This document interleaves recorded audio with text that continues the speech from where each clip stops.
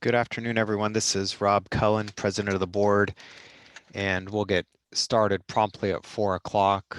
For anyone who is listening via YouTube, if you do have any public comments to submit, please do so by emailing those comments to comment@svswa.org. Again, that's comment@svswa.org. You can submit comments now via email for our public comment section. You can also submit comments at any point in time during the meeting on any of our agenda items as we do those, and we will periodically be checking those public comments and reading those into the record. Thank you, and we'll start promptly at 4 o'clock.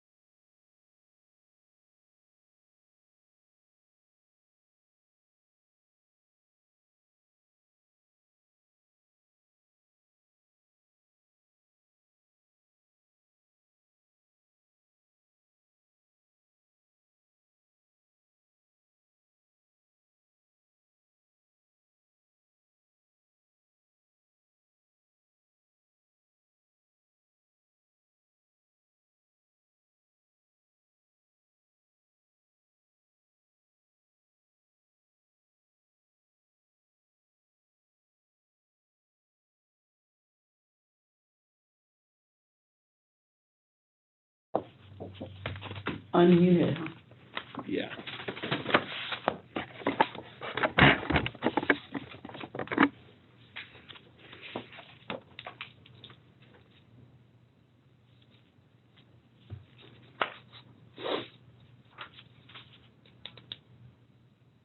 How's Lisa?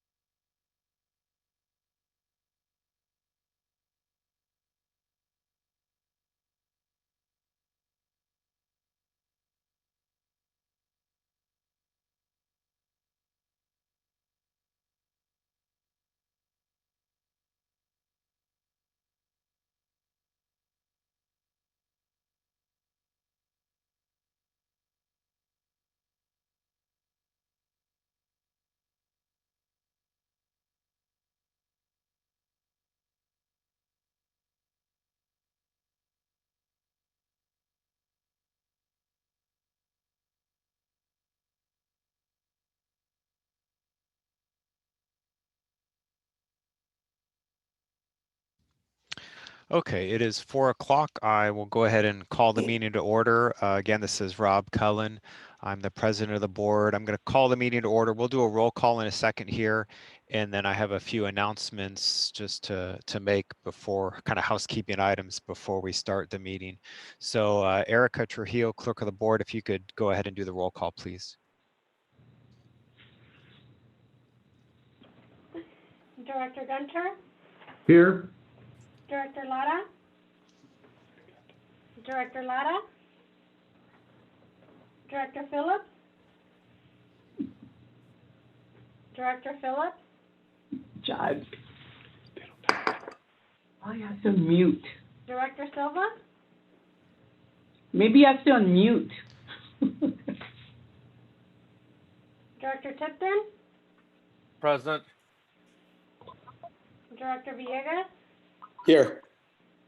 Alternate Vice President Lopez,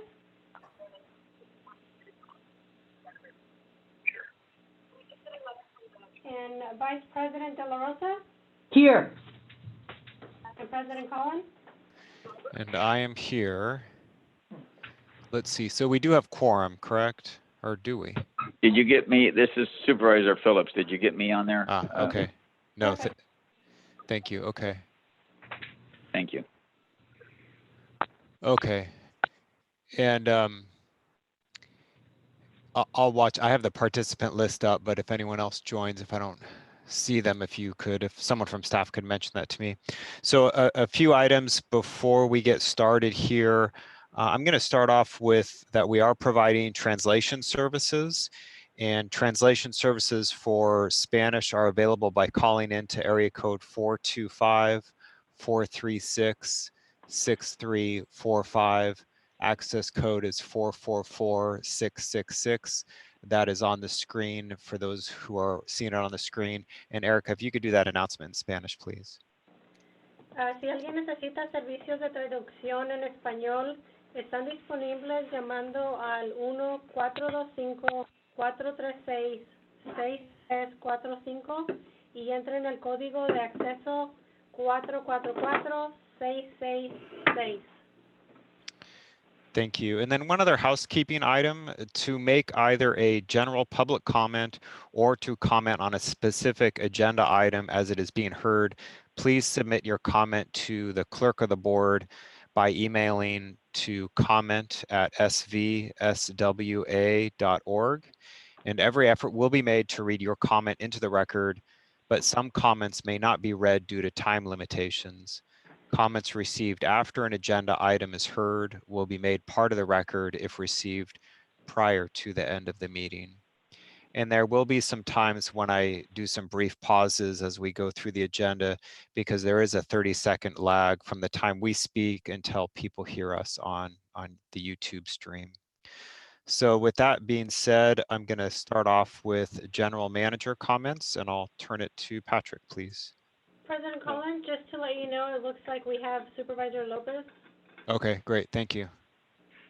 I have no general comments for tonight. Okay, and we'll go to department manager comments. We'll start with Caesar. Do you have any comments for us? Just real quick, you may have seen the article that Resource Recovery put out in regards to the traffic at the landfills, and if it's not essential, try not to make the trip. We are still seeing a pretty big increase in southfall, at least at Sun Street and some in the South County facilities as well. So we are experiencing pretty big record tonnage for southfall at the Sun Street facility. I believe yesterday we had about 120 tons from southfall, which is quite a bit. So just a heads up, there's a lot of people sheltering at home, but they're cleaning up and joining us here at the transfer station. Doing their spring cleaning / coronavirus cleaning, I guess, huh? Yep. Okay, let's go to Mandy Brooks. Any comments, Mandy? No comments. Okay, Ray, anything for us? I sat on a CalPERS webinar earlier this week. They have informed us to expect returns of from 0% to -5%. So for us, what that would mean is a new unfunded liability somewhere between 600,000 and a little over $1 million. So we'll keep an eye on it, and as soon as we know more, we'll inform the board. Unfortunately, the market is all over the place right now, so some of those are paper losses, but we'll see where it ends up towards the end of the fiscal year, which is the number that matters. And with that being said, I would imagine our projected losses or unfunded component probably quite a bit less than what other jurisdictions are facing because of how we've been doing our payments. Is that correct, Ray? The unfunded liability that we have we're completely funded as of right now. So it is an unfunded liability just based on just this year's losses. Yeah. So other jurisdictions are looking at much higher losses. It's based on your total liabilities.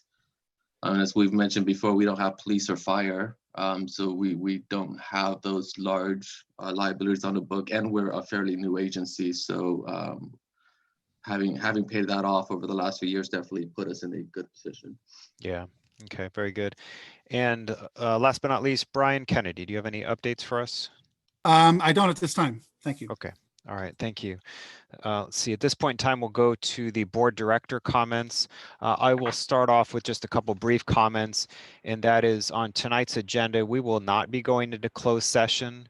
We had 2 items for closed session related to real property negotiations, as well as threat to public services and or facilities related to coronavirus.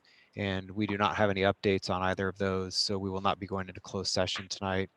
And we'll go down the list on board director comments, and we'll start with Vice President Gloria de la Rosa, please. I have none. Okay, alternate Vice President Chris Lopez.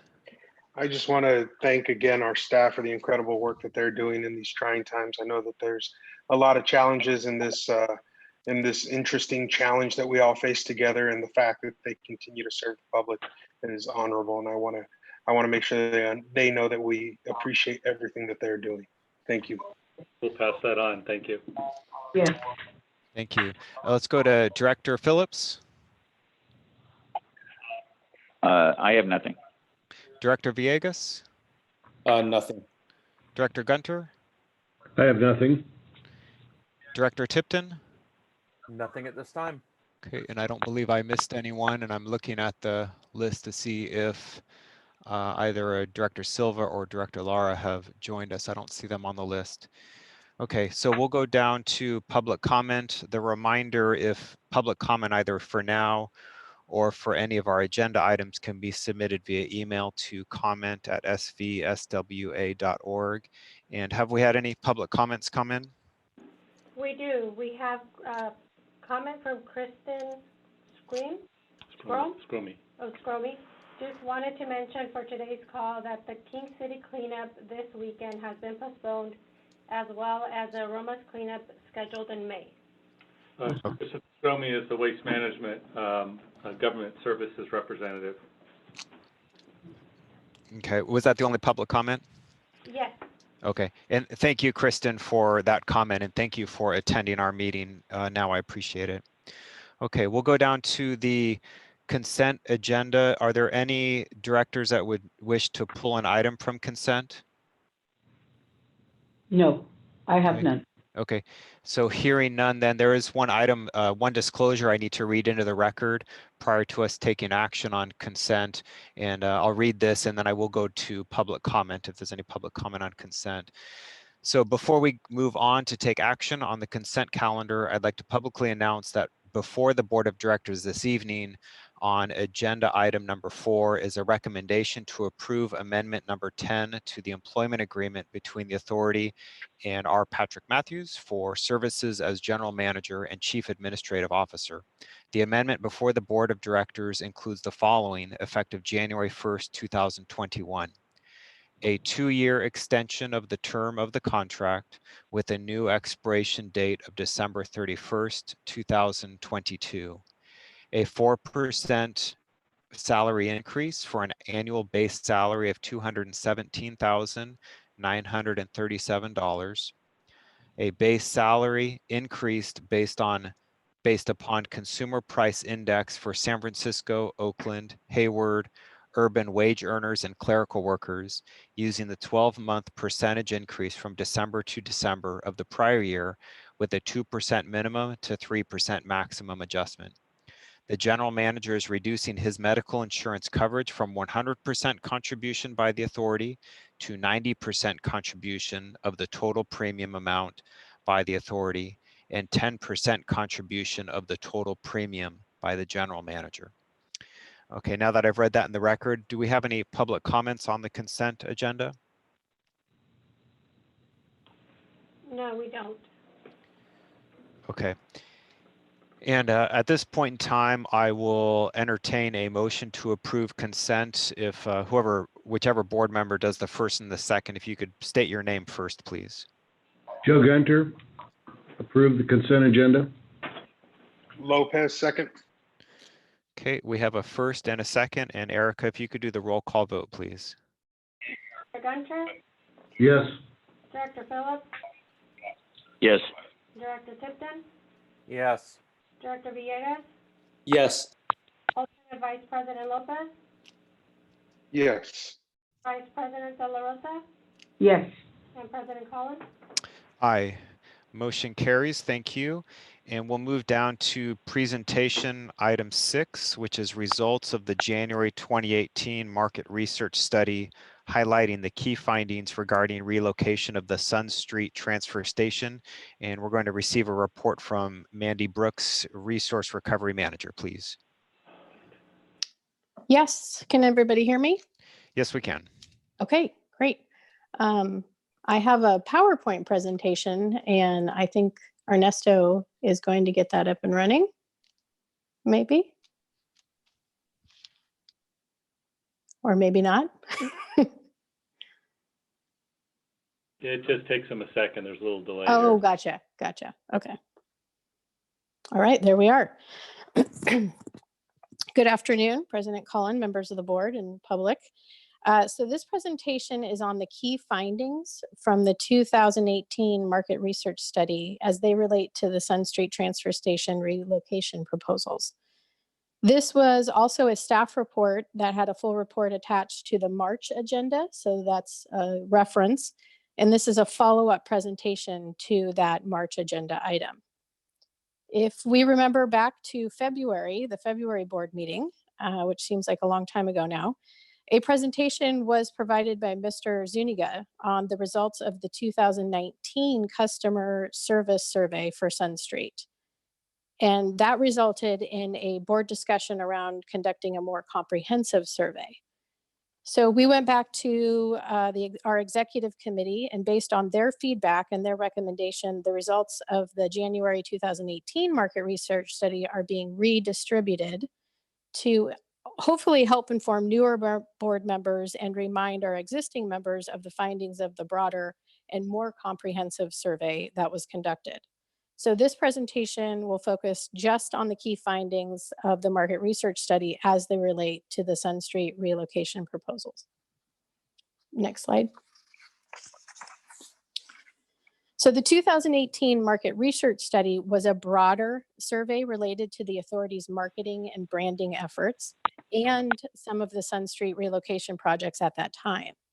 The purpose of the market research study was to measure general resident satisfaction with waste services, authority communication styles, and the residents' attitudes and opinions around recycling and waste management, and conduct that in a statistically significant method and process. In contrast, the 2019 customer service survey, presented again at the February board meeting, is used to measure customer service satisfaction to achieve greater efficiency and effectiveness and ensure customers' needs are consistently being met at the facility. It also measured, this time around, responses to current issues and possible impacts to customers if Sun Street should close.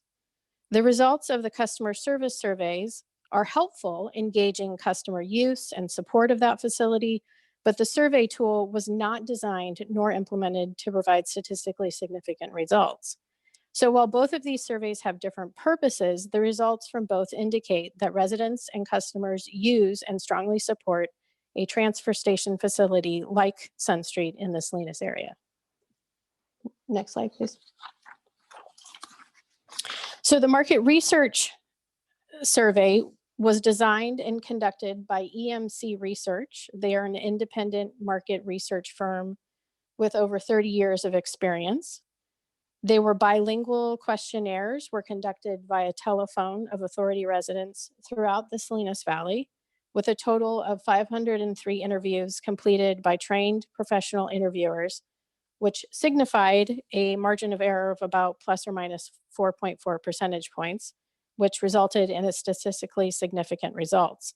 The cost for this market research study was approximately $39,000. Next slide, please. The key findings from the market research survey included broad topics, like I mentioned, measuring the authority's brand awareness, public self-perception on how they recycle and if they're recycling correctly, and facility usage. So for this presentation, though, we will focus on the similarities between the two surveys and highlight the key finding related to the Sun Street Transfer Station relocation project, which is the last bullet with the orange arrow pointing to it. So there is significant support for the Sun Street Transfer Station remaining open and being upgraded to a permanent facility, was one of the significant findings or key findings from the market research study. Next slide, please. The questions asked regarding the facility proposals included these 5 proposals listed here, which were based on the CEQA project at the time and the work happening at the time. We will only focus on the 3 proposals with the orange stars next to them, as the other 2 are no longer viable options. So the 3 options were upgrade Sun Street and make permanent, add facilities at Johnson Canyon and keep Sun Street as is. And then the third was close Sun Street and haul waste to Marina.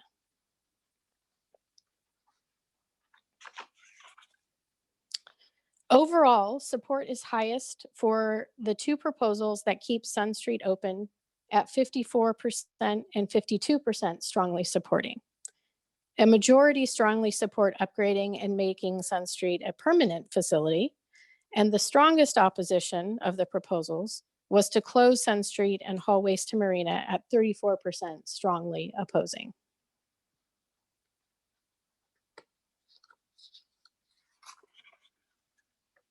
Correlating those results by areas and other demographics shows that a majority of Salinas residents, 58%, want to see Sun Street upgraded and made permanent. Support is higher among Hispanic residents at 64%, strongly supporting this option. However, interestingly enough, King City, the county, and the Tri-Cities area, Gonzales, Greenfield, and Soledad, also strongly support this option, 48% and 52%.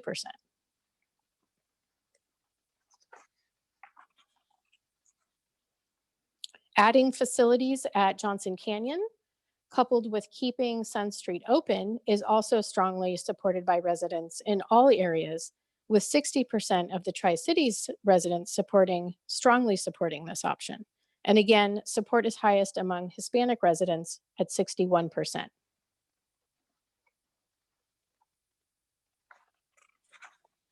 As I mentioned earlier, closing Sun Street and hauling waste to Marina is a divisive proposal based on the results of this survey. A majority of Salinas residents oppose this option, and 40% of non-Hispanic residents are strongly opposed to this option.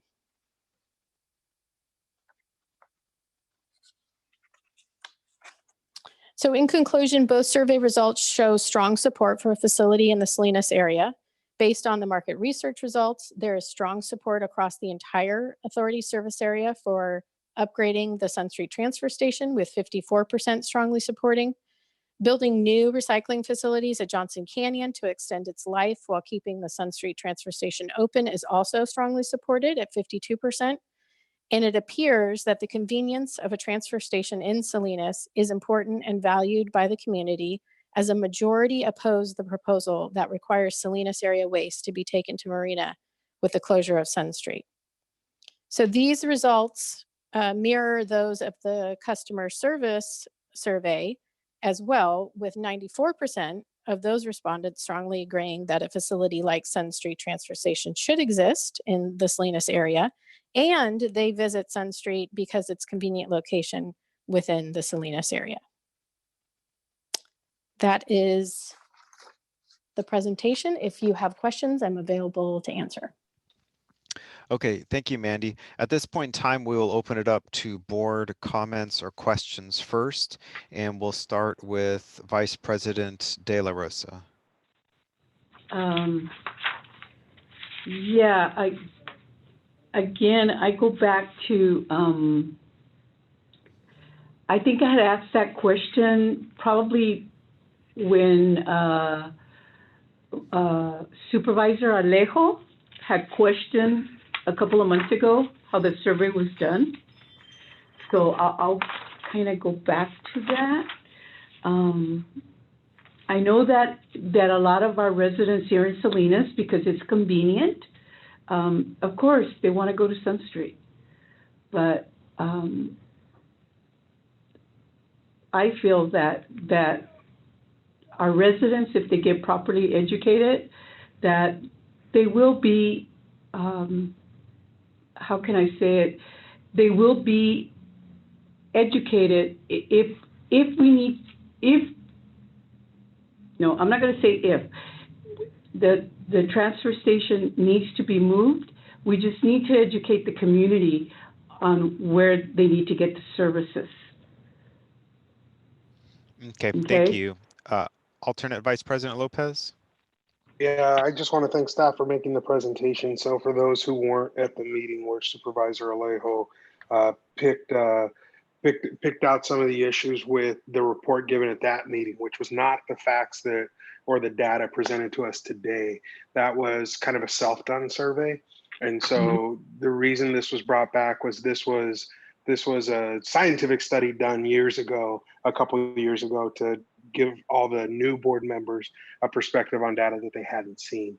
So Mandy, thank you for bringing this back and being clear about where those data sets were coming from. And just to remind folks, this was done sort of at the request of Supervisor Alejo, with again, the presentation that was made at the February meeting was based on a survey done by us at our station. So it wasn't, the argument was that we were getting data from people that were coming in and using the station. So of course it was going to be skewed to favor the station, but the data presented today was a study done by phone survey and reaching out to other customers, so that it's more of a comprehensive study of the area. Again, I just want to thank staff for the background. I appreciate you guys bringing this back. Thank you. We'll go to Director Phillips, please. I appreciate the report from Mandy. But I think if you have a survey of people in Salinas, they're going to say, we want, and as I've been articulating or trying to, we want a local transfer station.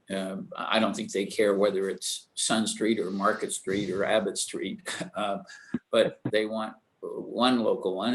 And I think we all agree we either got to do something and close Sun Street, or we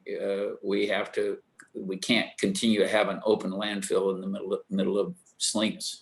So, but I think most of us, especially the biggest city in the county, should have some transfer station, whether it's out in Baranda or somewhere else. Yes. Thank you. Director Villegas? Yes, I agree with what Board Member Phillips had stated, and thank you for the presentation as well. The thing is that with the Salinas plan and everything, we want it needs to be something outside the city. It is a temporary thing, and this should have been done years ago, but that's where we're at right now until we can get it out of town. Thank you. Thank you. Director Gunter? No comment. Okay, and I see that Director Lara has joined us, and I know, Director Lara, you may not have seen or heard all of the presentation here. I do see that your phone is on mute now, but if you'd like to unmute yourself for a minute, and if you do have any comments or questions on this item, you're welcome to do so. I don't have any comments or questions at the moment. Thank you. Okay, thank you. Director Tipton? No comment at this time. Okay. And then I'll just add, similarly to what Director Lopez and Director Phillips stated, first off, thank you to staff for bringing this presentation again, realizing that when this study was done 2 years ago, the majority of the board members were not on the board, so it's a good informational item as we proceed forward and get things sorted out. And I'll throw in my agreement, my concurrence, certainly recognizing the fact that we need to move out of the Sun Street transfer station to accommodate the growth and the plan that the city of Salinas has. So that's certainly one thing we can all agree on. But this is a good data point for us to see what the residents of Salinas and elsewhere, what their desires and wishes are that we as elected officials need to take into consideration as we proceed forward on this path of relocating. So with that being said, then has any public comment come in on this item? No public comment. Okay. And then this item is on for informational only.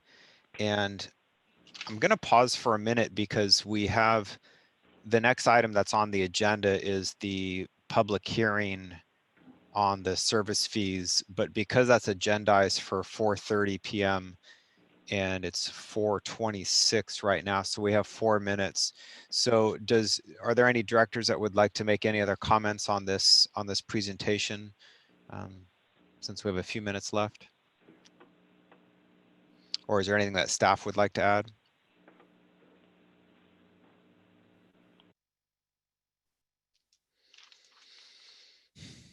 Okay, so seeing none, let's go ahead and do this so we don't have to sit here for 3 minutes in silence. Why don't we go to the presentation item 8 and then we'll go back to the public hearing. So if we could open up that presentation, the presentation item 8 is an update on the emergency response related to COVID-19. This is an informational item that, Patrick Matthews will be. All right, it's Patrick Matthews. So really this is just a quick update for the board. As you know, we're continuing to address and adjust our plans for staff relative to COVID-19. You heard a little earlier from Caesar, we've been working with the district and the Environmental Health Department on trying to discourage COVID cleaning. That is a universal phenomenon that we're hearing in our industry across the U.S. So it's not just unique to us. People are telling our cashiers and frontline staff the same thing. They're just going stir crazy being at home and figuring it's a good time to clean up their yard or clean out their garage. So we're seeing a lot of that, but staff is taking some pretty significant steps to avoid exposures on their own. I won't go through all of these items on the summary list, but it's broken down into office and operational workspace directives. There's been specific directives coming out of our office regarding safety, and we are doing health checks for office workers. We don't have the full office back in working here at this point. Mostly working remotely with Caesar and I, manning the office and taking care of some of the basic administrative duties here. But we do have a handful of essential office employees like Erica, our clerk, and Ernesto, our IT technician, coming in and out periodically to do things that they can't do remotely. So we're doing everything to keep them safe, as well as working with our operational staff to make sure that they're fully protected and continuing to keep them informed of any changes in process or things going forward. And so really, if there's any questions on the summary we provided, we'll update this and, as necessary, bring it back to the board every month if there's any significant changes in our internal procedures to both protect our employees and to protect our customers as well. Okay, thank you. So let's go to any board comments or questions on this item? We'll start with, again, with Vice President De La Rosa, please. I have none. Okay. Thank you. Alternate Vice President Lopez, No comments. Director Phillips, No comments. Director Villegas. Does everybody realize everybody's at home and these are honeydew lists? This is a honeydew list. Everybody's doing, so, all righty. No, other than that, thanks. Well said. And you know, that was a joke, but I mean, we got to deal with the cards we're dealt. And I mean, this is the reality. And unfortunately or fortunately, but anyways, yeah, I see it going on in King City as well. Oh yeah, I mean, you probably have a honeydew list for the last 2 years and they're all getting done now. That's right. Director Gunter? Wait till next month when we figure out how long this lasts. Yes, seriously. Director Laura? No comment. Director Tipton? No comments at this time. Okay. And I want to thank staff for all of these things that they put together to keep, most importantly, our employees safe. I shared many of these ideas with my city manager in King City, and we've implemented several of the items as well, stole some good ideas. So thank you for doing all these things to keep our employees safe, which is obviously that's first and foremost, and the ability to continue to provide these essential services just so important right now. So hopefully these measures continue to pay off and allow us to continue operations. So thank you again. Is there any public comment come in on this item? No public comment. Okay, thank you. So this item was on for information only. So at this point in time, we will now go up to the public hearing, which is a resolution approving the disposal and service fees effective July 1st, 2020. And we're going to receive a report from Ray Hendricks, please. Okay, this is the rate hearing was originally scheduled for the March board meeting. Unfortunately, with it having to be canceled, we had to postpone it because we couldn't get the noticing in time for the special meeting that we did have. So I will be fairly brief. Most of you have seen this now a few times. So Vanessa, can I get the next slide?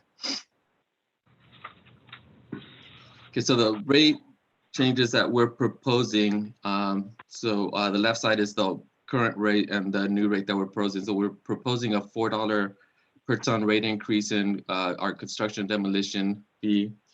So that is to help fund the new program that we are looking to implement, hire a new loader operator to pull wood waste and organics from the waste stream. Most of our C&D is actually wood waste, which is easily pulled with a new sorting line. Green waste is scheduled to go up to $48 for franchise and $42 for self-haul. That's part of the 3-year phase-in. So is the wood waste from 39 to 42. Sludge and clean field dirt, we have been increasing to $4 a ton to still provide those services locally, but hopefully curb the need. We don't need dirt at the landfill, and sludge is used in replacement of dirt. We have an abundance of it. Transportation surcharge, we're looking at a 75-cent rate increase from $17.75 to $18.50. This helps recover our incremental cost for transporting franchise waste and is based on our actual cost for fiscal year 18-19. We are looking for a new rate for clean calls at $14 a ton. That is part of the new composting program that we just approved last month. Commercial refrigerator units, we're looking at a new rate of $50. They are more costly to pull the refrigerator out than normal refrigerators, and MAP gas cylinders. So those are the little welding ones, cost us about $15 to dispose. So we're just creating a new rate so we can cover those costs. AB 939 fees are scheduled to go up $82,000. That is allocated based on the last 3 years of tonnage. So Monterey County tonnage is increasing. Salinas is decreased slightly, and Tri-Cities held flat. So there's that adjustment in there as well. So what that means for the rates, just for reference, I have the full 1920 rates. I'm only showing our portion of the rate increase. So for the City of Salinas Republic Services, they have a discounted organics contract. So the organic increases do not affect them. Transportation increase is 6 cents, but there is a split between our transportation and Madison Lane. So I applied our increase to the total tonnage. However, I do not know what portion is Madison Lane, so there might be an adjustment to that. AB 939, as I mentioned, tonnage decrease, the percentages decrease slightly. So once you take that into effect, they're looking at a total monthly impact of 8 cents. Tri-Cities, the organics fee is all in the residential customers, so they're looking at a 20-cent increase. They direct cost, so no transportation increase. AB 939 fee is 6 cents, so the total impact to their normal customer is 26 cents. The county organics fee is 2 cents. Transportation is hard to count. The county uses Madison Lane for transportation and direct hauls a lot and uses Jalon Road for a little bit. So the impact is hard to calculate, unfortunately, just because it's not all or nothing. Maybe 939 is increasing 10 cents. Like I mentioned, that's due to their tonnage growing faster than the rest of our member agencies. So the total impact is 12 cents. King City organic impact is 4 cents. Transportation is 9 cents, and AB 939 is 5 cents for a total impact of 18 cents off of a $35 current fee. So for the 1 yard customer, as I mentioned, for Republic, the organics fee increases don't affect them. Transportation surcharge is 20 cents and AB 939 6 cents, so 26 cents off a current $304 monthly bill. Tri-Cities is 34 cents off a $182 bill. And the county and King City are roughly 72 and 74 cents off 190, and King City's currently 1 yard rate is 147. And then the next slide. So the 3 yard customer, which is the typical Salinas customer, they're looking at a total rate increase per month of 76 cents. Tri-Cities is $1, and then King City and the county is $1.67. I'll be happy to answer any questions. Okay, and just one point of clarification, and Ernesto, if you could go back to the slide that has the residential rates, please. And yeah, on this one. So because this doesn't come up all that often, Ray, can you clarify or elaborate again on that organic waste fee for Salinas? The South County cities in the county are subsidizing the city of Salinas ratepayers on that item, correct?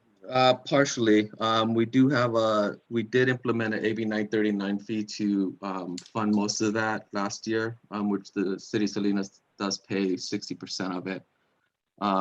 The total tonnage, the total revenue subsidizes the organics fee, but unfortunately the contract was signed many years ago, and at this point doesn't really pay for the processing costs of the organics. Okay. Okay, so it's partially subsidized by the South County cities and the county? The South County cities, the county. Okay. Okay, thank you for that clarification. No problem. Before I open up the public hearing, we're going to do board question and comments first, and then I'll open up the public hearing on this item. So a reminder to the public, you can submit those comments via email to comment@svswa.org. So let's do board comments or questions first, and we'll start with Vice President De La Rosa, please. Yeah,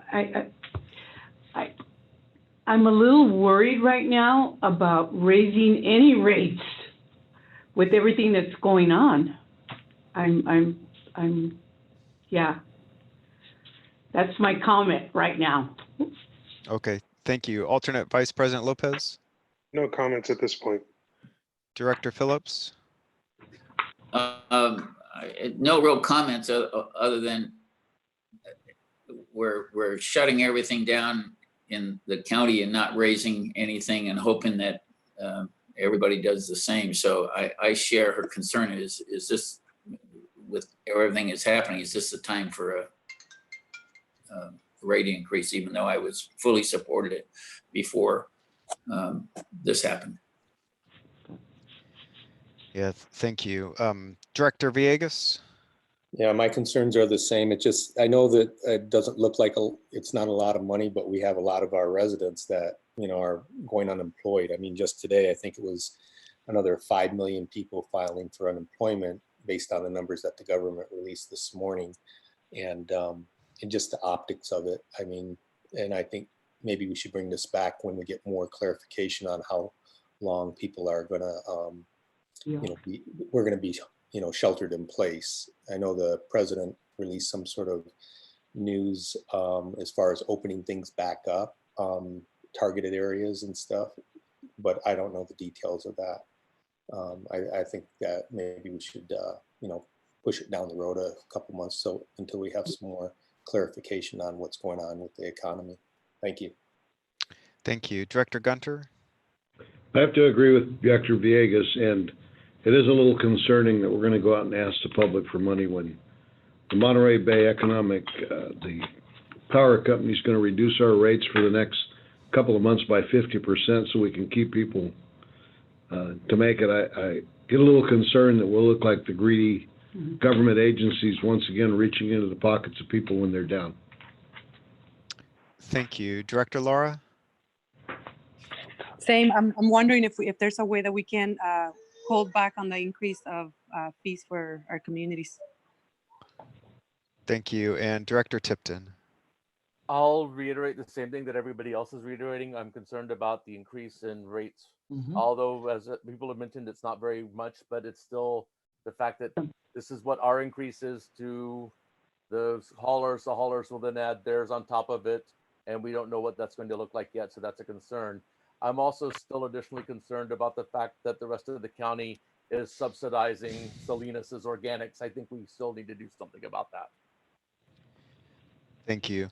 Okay, so yeah, these are tough times. Why don't I start with asking Ray, and then Patrick, if you could chime in as well. What are the implications if we don't do a rate increase now?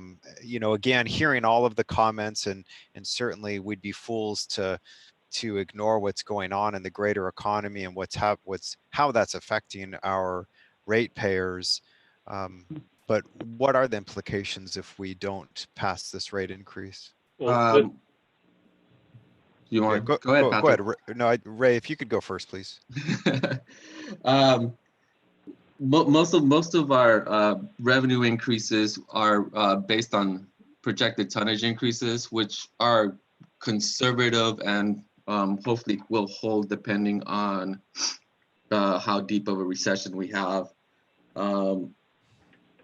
Not passing any rate increases is revenue loss of a little over $320,000.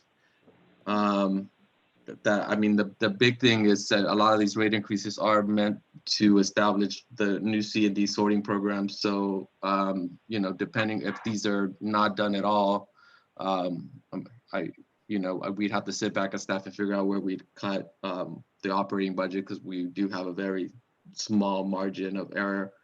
But I would recommend probably not implementing that wood waste recovery program in the coming year if we don't have rate increases, and we'll have to figure out where else we need to cut programs. Okay. And then the other thing before Patrick, before you answer, and this could be a question either for you, Ray, or for Patrick, but it's in regards to, like, let's say we decide not to pass this today, and then shelter in place slowly gets lifted, and we get back to whatever the new normal is going to be, and let's just throw it out there and say July.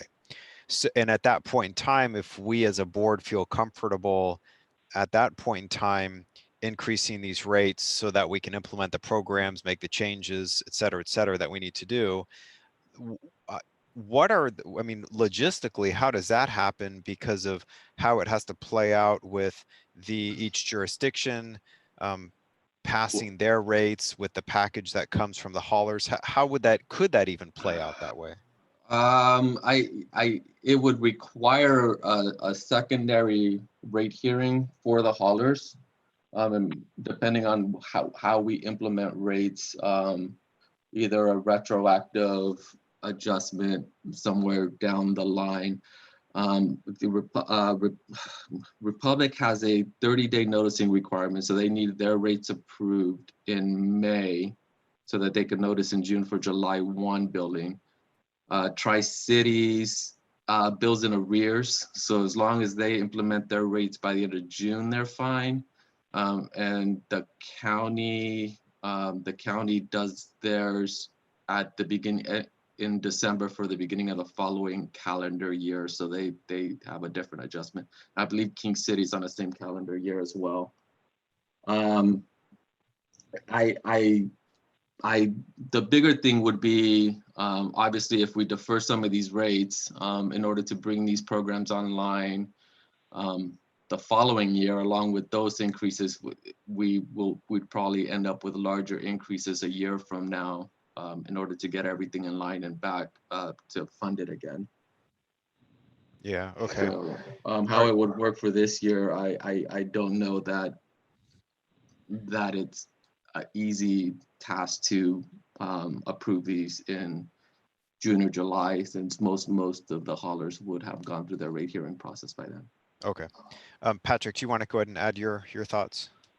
Yeah, and I don't disagree with the comments. You know, this is a tough situation, I think, for everybody, including us, because we still have our own uncertainty going forward. But as far as the rates as proposed, I think Ray's already addressed the wood waste recovery component.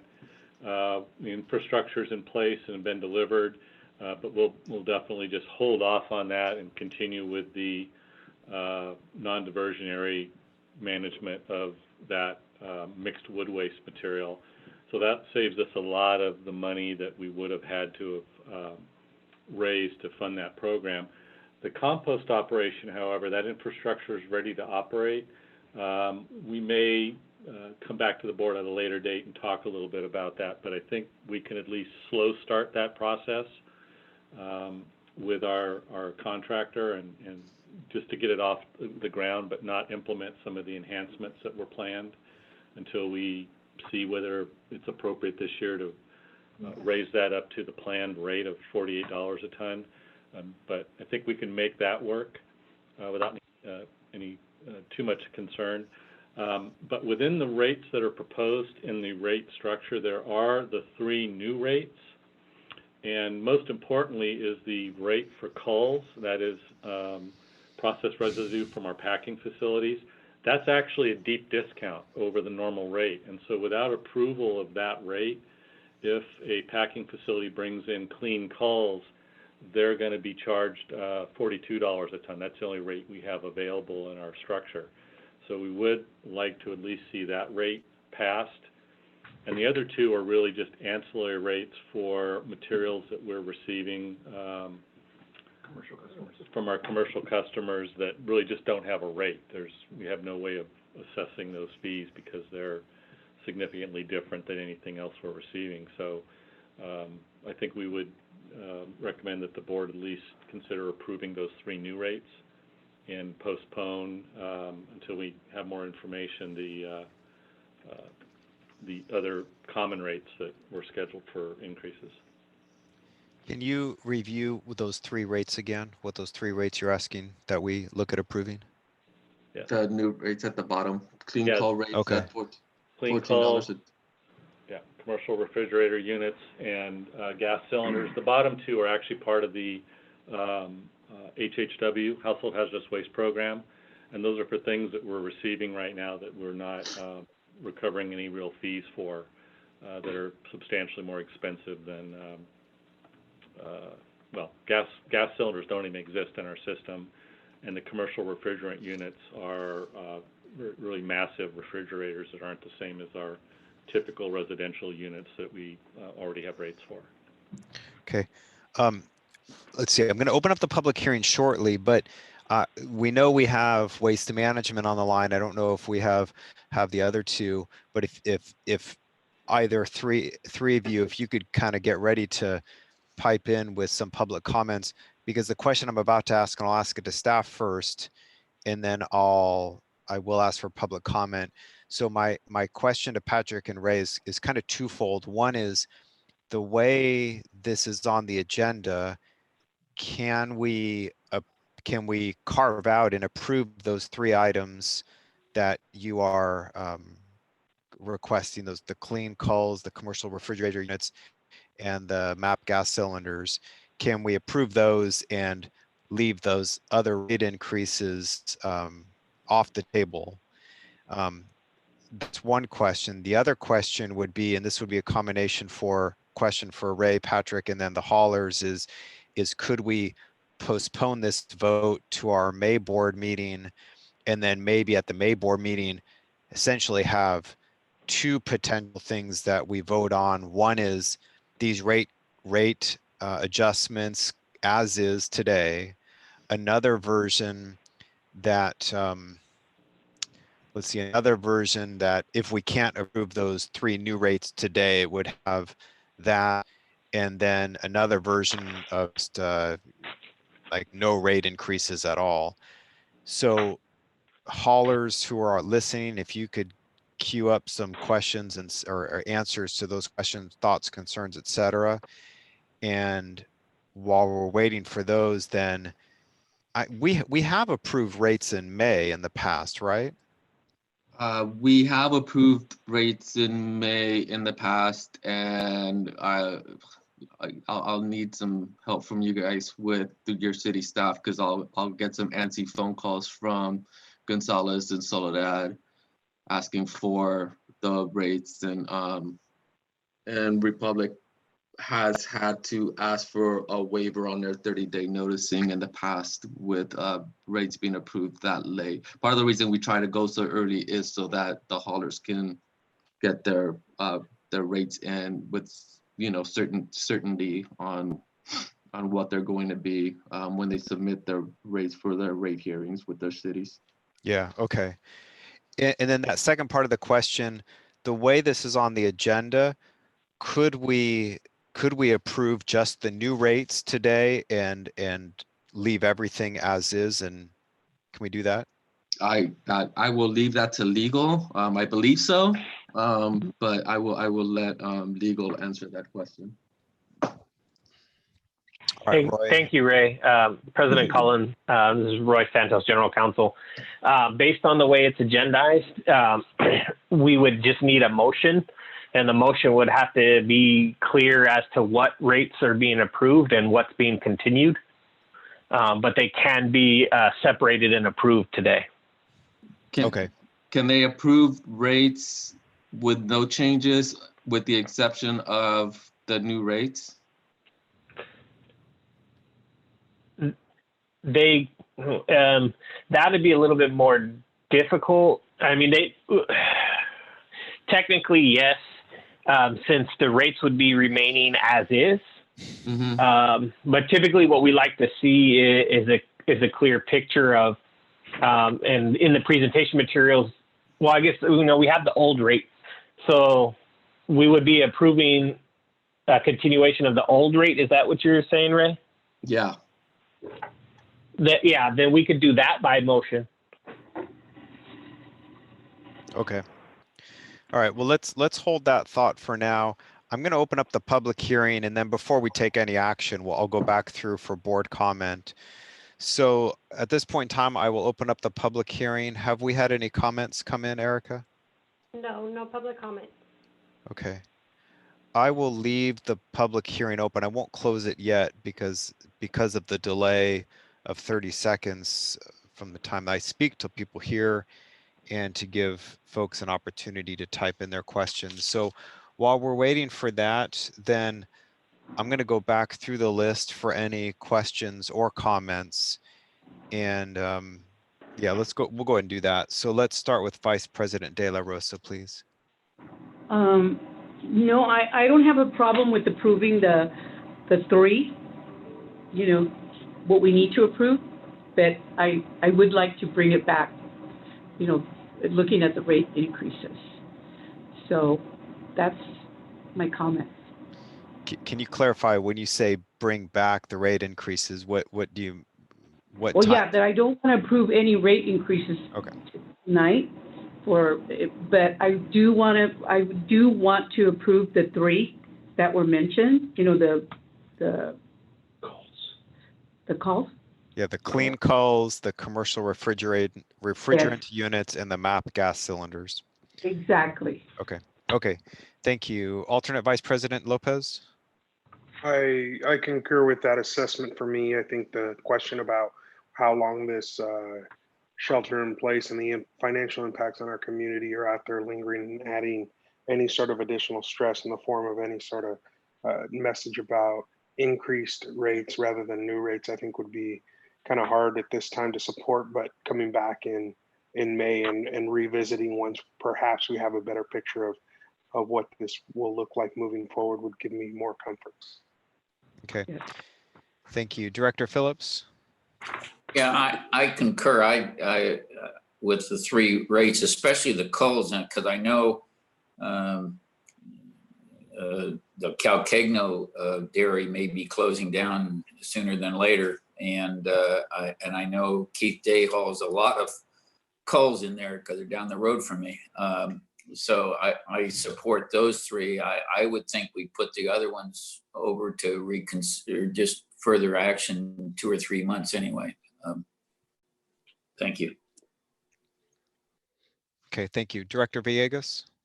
Yes, I'm okay with that, and I'll make the motion to remove the new rates and take a separate vote on those.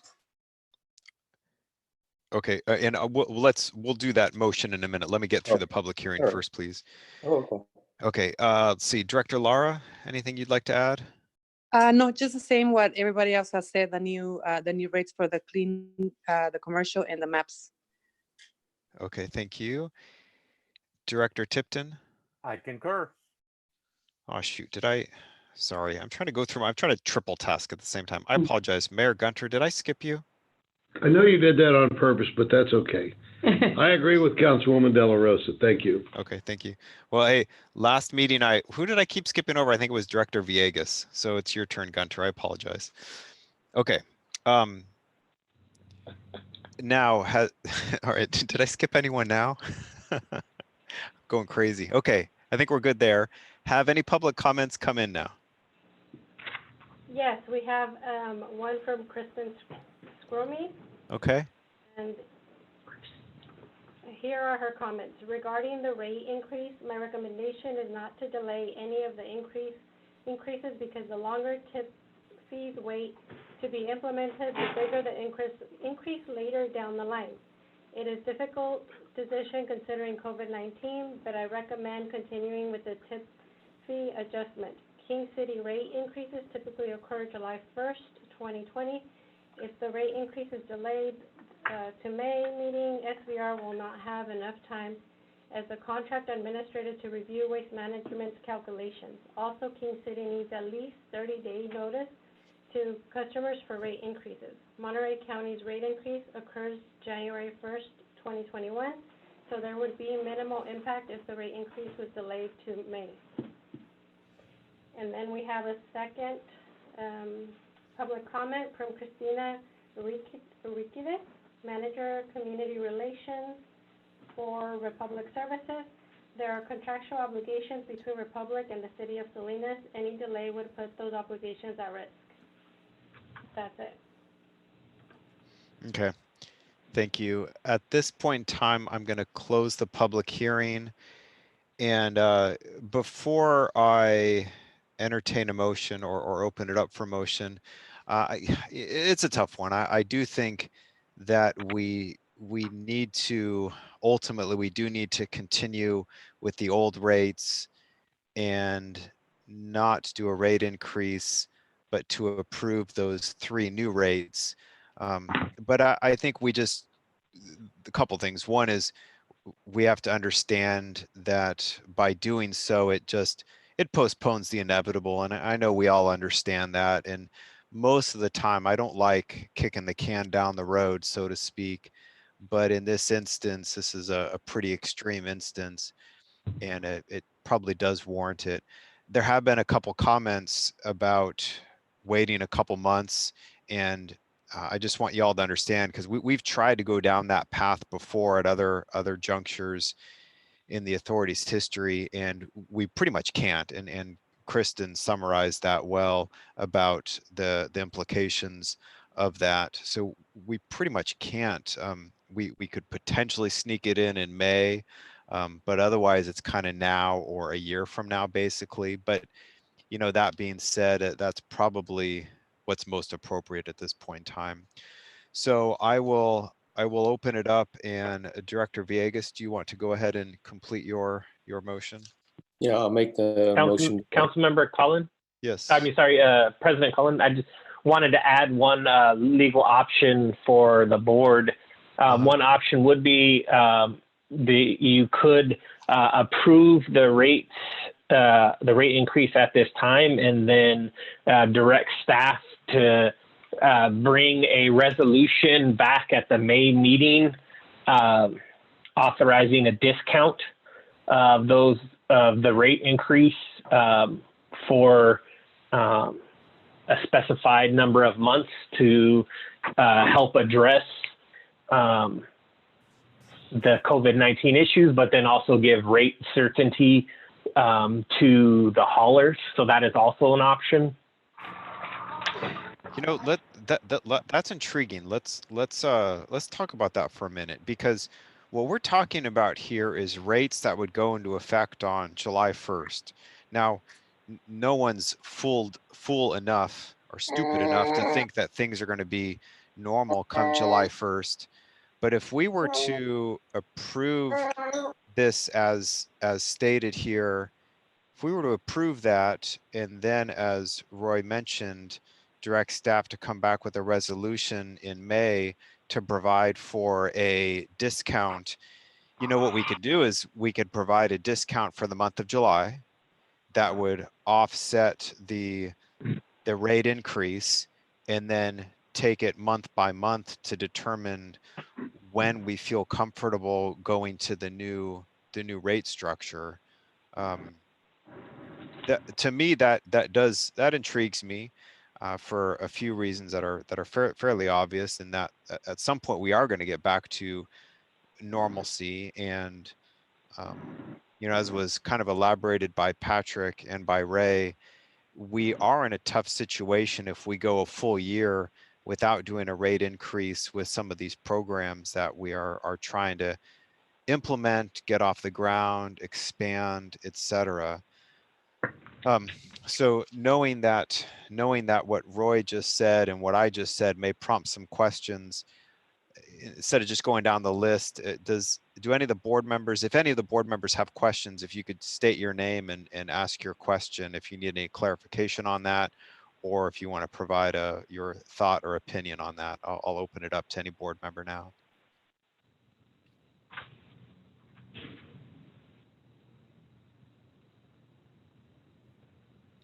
Okay, seeing none. Then I will I guess really quickly then, Eric, has any other public comment come in? No public comments. Okay. All right. Well, then I will say, out of respect to Director Villegas, you were starting to make a motion. Either if you want to make that same motion or an alternate motion based on Roy's comments, I'll turn it over to you, Director Villegas. Thank you, President Cullen. Yeah, I feel more comfortable just separating it, but I'll make the motion to separate the new rates and go from there. Make that motion. Okay. I'm going to need some clarification on that. Wait, So wait, does that include a discount?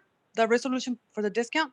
No, it's just the taking the new rates and separating those and voting just on those and tabling the rate increases.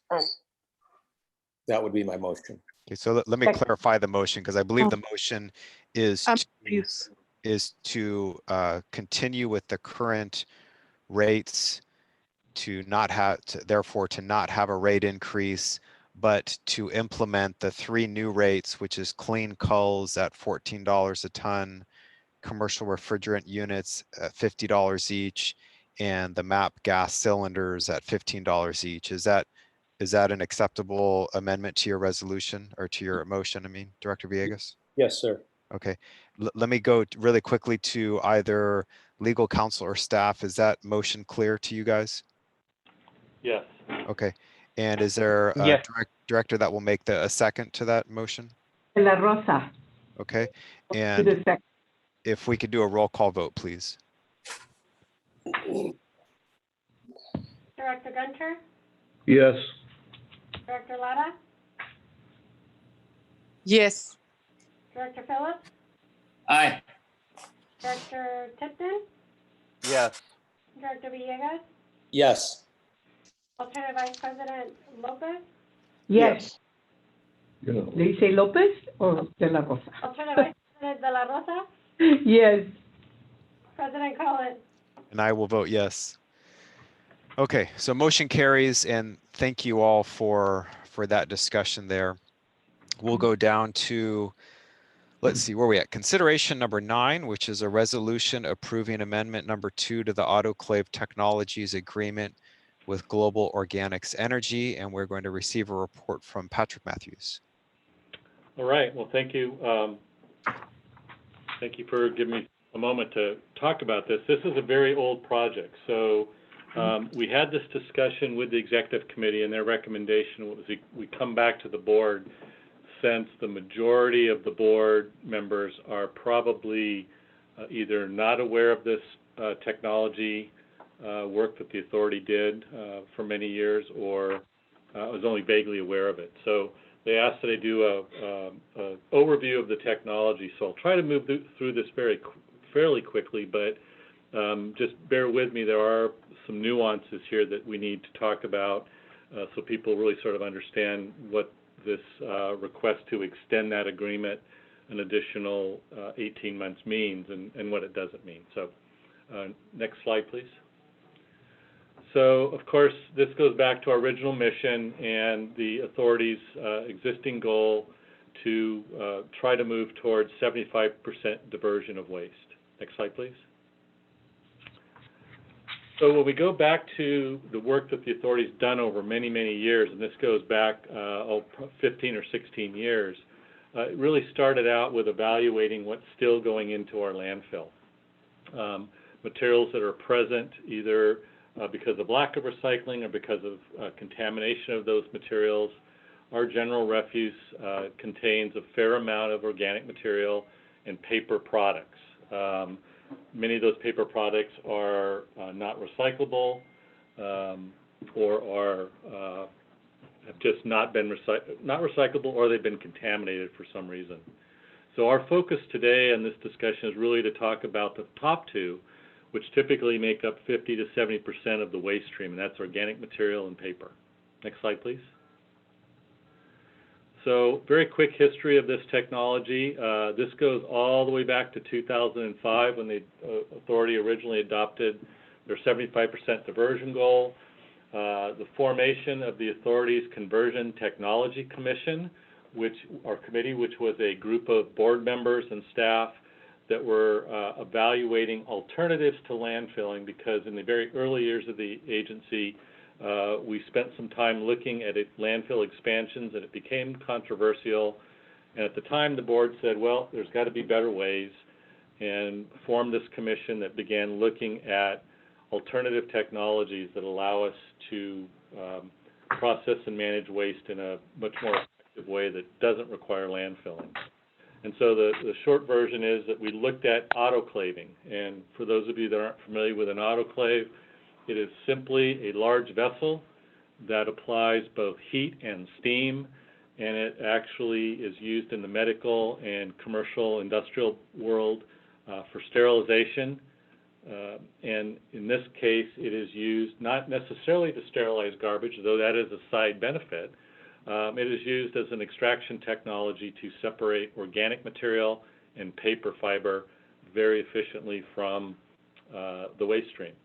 And of course, we engaged in many years of collaborative testing with both the original technology vendor and the U.S. Department of Agriculture, as well as the new technology owner, Global Organics Energy, which purchased the rights to those patents many years ago. Next slide, please. The project was run in several stages, a lot of evaluation and looking at different versions of this technology across the country with the Conversion Technology Commission. This was done, a lot of this was done prior to my arriving at the authority, but when I got here, it was a very exciting time because there was a lot of significant and serious consideration going around these new technologies and trying to move further away from dependence on landfilling. Most of you have not seen this, but there is a pilot scale version of this technology up at the Crazy Horse landfill. That was the basis for all the original studies, the evaluations, a number of PhD papers written by USDA researchers on the technology, and ultimately proof of concept documentation. Where we are today with Global Organics Energy is the next step, which was instituted into the process, and that was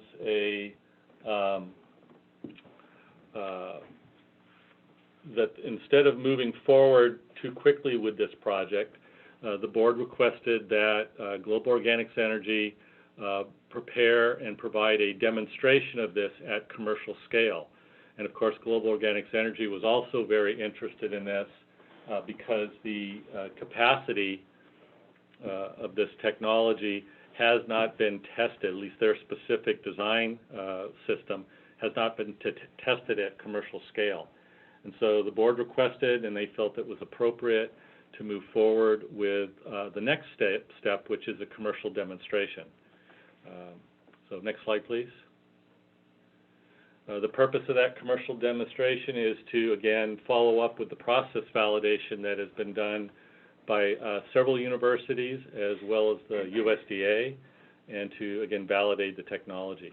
Next step. So the simple version outline of this process is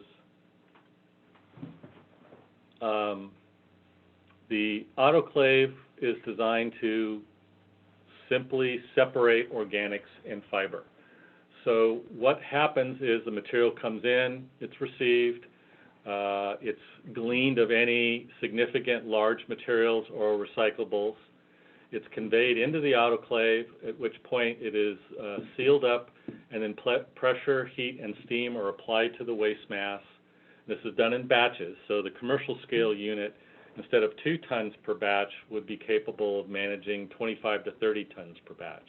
So that's what Global Organics Energy is interested in demonstrating as the next step.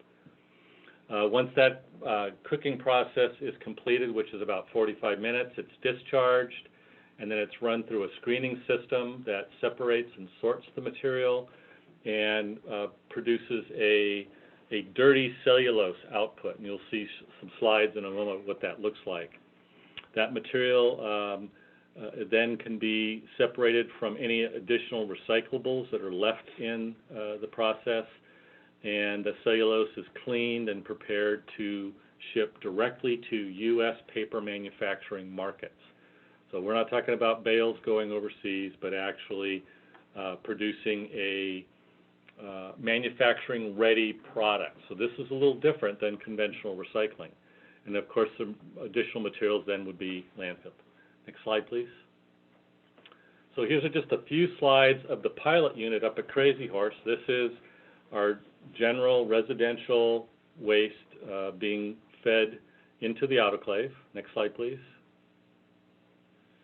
This is a picture of what our pilot autoclave looks like. Now, the commercial size version that Global Organics Energy wants to build and test and demonstrate is a version that is probably 12 to 15 times the size of this unit, which has a 2-ton capacity. Next slide. This is the raw material inside the autoclave prior to treatment. Next slide. This is what that same material looks like after it's gone through a 45-minute steam and sterilization process. As you can see, it breaks it down into what looks more like a granular dirt-like material, and you can see bits and pieces of plastic and metal and other things that were also present in that garbage. Next slide, please. This is what we refer to as a tromelin industry. This is the screening system that allows the larger non-organic fractions to be separated out and the smaller granular fiber material and organics to be separated from that. Next slide. This is what that material looks like after the screening process. Next slide. Here's a close-up picture of, and this is predominantly paper fiber. It is dirty. It does have small bits of plastic and other small items that came through the screening process.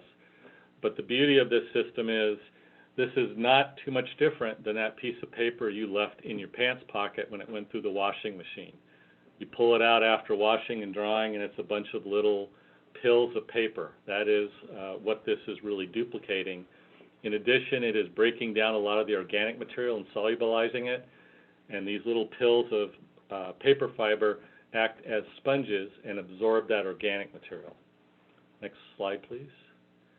And then this is what that paper fiber looks like after it has gone through a conventional paper fiber washing system, the same types of systems that we see in recycled paper processing plants. This may not look pretty, but this material is the gold that comes out of mining our garbage waste stream for all the paper fiber. And this material can go upwards of $200 a ton, direct marketed to paper mills, several of which exist in the Greater Bay Area. Next slide, please. And of course, this is the leftovers. This is the stuff that doesn't screen out. This material has minimal value, but there are, as you can see, a can and a bottle and a few things in there. This material can be further screened, and clean, sterilized recyclables can be further recovered from the residue material if there's about enough value in there to do that. Next slide, please. So you might want to ask, how do we get this fiber clean? Well, it requires water, a fair amount of water. And so to overcome the concept that there would be a lot of water usage, this system, as proposed by GOE, would include a wastewater treatment processing system. And so as you wash this dirty fiber, what comes out of it is a dirty wastewater, and commonly referred to as brown liquor. That material can go through, again, these are off-the-shelf technologies that are in use commonly in various industrial processes. This actually cleans the wastewater through a digestion process that in turn creates methane.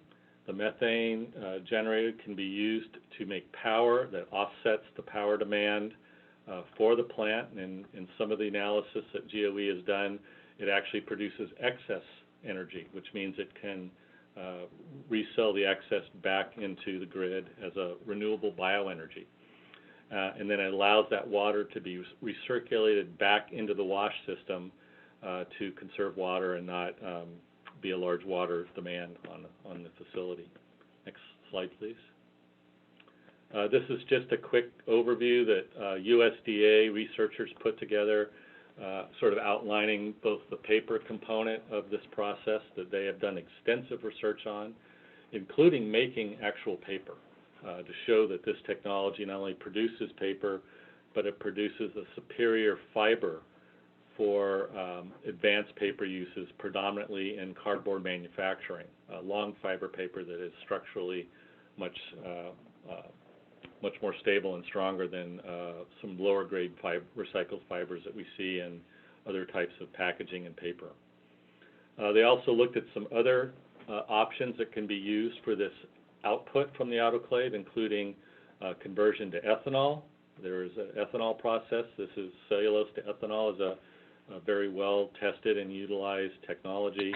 They looked at gasification, and we also sponsored a USDA grant several years ago where we looked at a unique USDA patented, well, not patented, but designed digestion system that actually can digest cellulose, which is not something that is normally capable of being done during conventional digestion system. So it's unique to digestion of cellulose. Next slide, please. So what we have is we're going back to today is looking at the original 2012 technology agreement, which really required the authority to host their demonstration unit and secure a location. That work was done several years ago. It's included in our basic operating permit at Johnson. Space is available there. Environmental review was conducted, and so the support for the demonstration project already exists at the landfill. And then, of course, subsequent to that, we began talking about what would a commercial project look like if the authority decided down the road that they wanted to fully utilize that and actually have it be a operating component of the authority system. And in 2012 dollars, they had provided an initial estimate of $39 a ton, plus a 15% share of any net profits. So the purpose of expanding or extending this agreement today is really simply to continue to retain our rights to use the technology. There is no commitment in this agreement to the authority. There's no financial risk or commitment. It's simply to allow GOE to move to the next step of their technology development, which is to build a commercial scale demonstration. That demonstration does not include fiber washing or digestion. It really only includes the autoclave itself and the screening, the trommel screening, which is again a very common piece of equipment, and this will allow them to complete their own evaluation, for us to look at this, for the board and the authority to actually kick the tires on a full-scale unit, and we can decide if we like it or don't like it. But there is no risk associated with extending this agreement. It only extends our rights, exclusive rights, to use this technology, and allows us to continue to do our due diligence and decide whether this is something we want to support going forward. Next slide, please.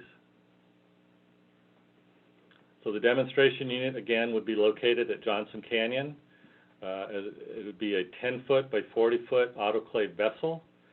That vessel, if it were operating at a commercial capacity in batches of 25 to 30 tons per batch, it could handle up to 300 tons per day of processing. The batch testing, again, 3 per day, 120 tons. That is what's being proposed by GOE.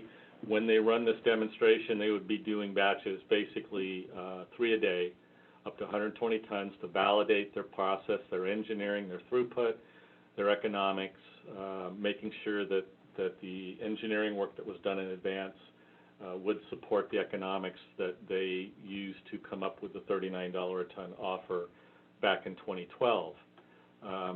The demonstration project would only run for approximately 6 to 12 months after construction.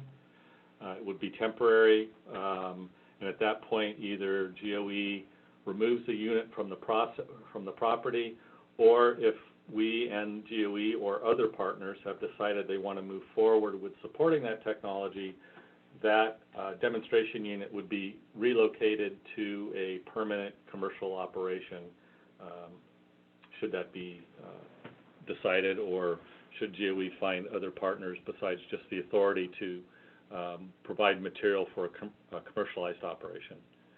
Next slide, please.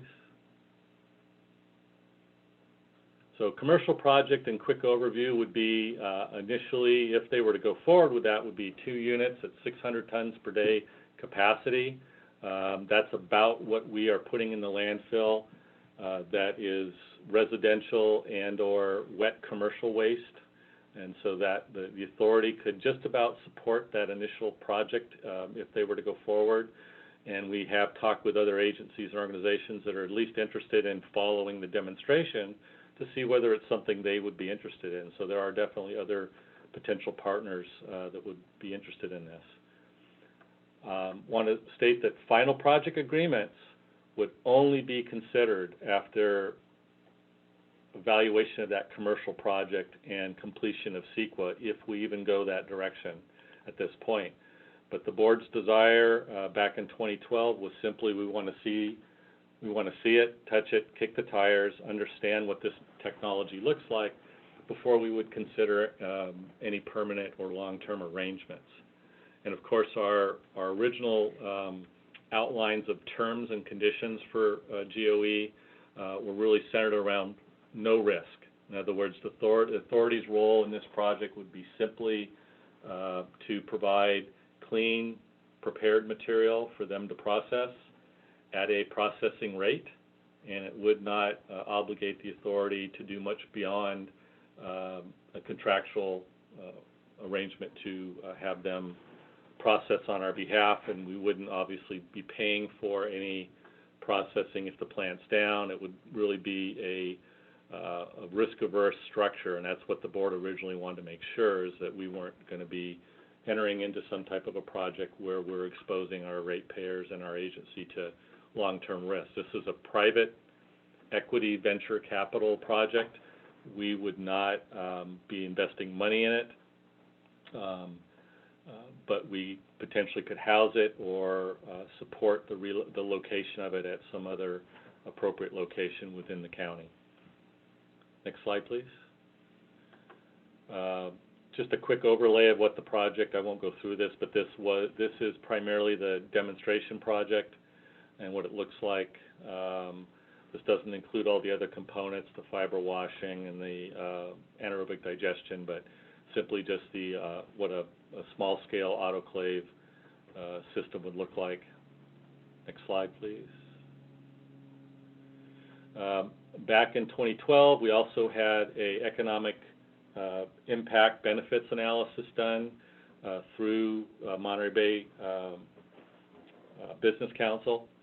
And the results of that, looking at this specific project, you can see the potential benefits a project like this could bring into the area in terms of capital investment, indirect benefits, labor, capital, indirect business taxes.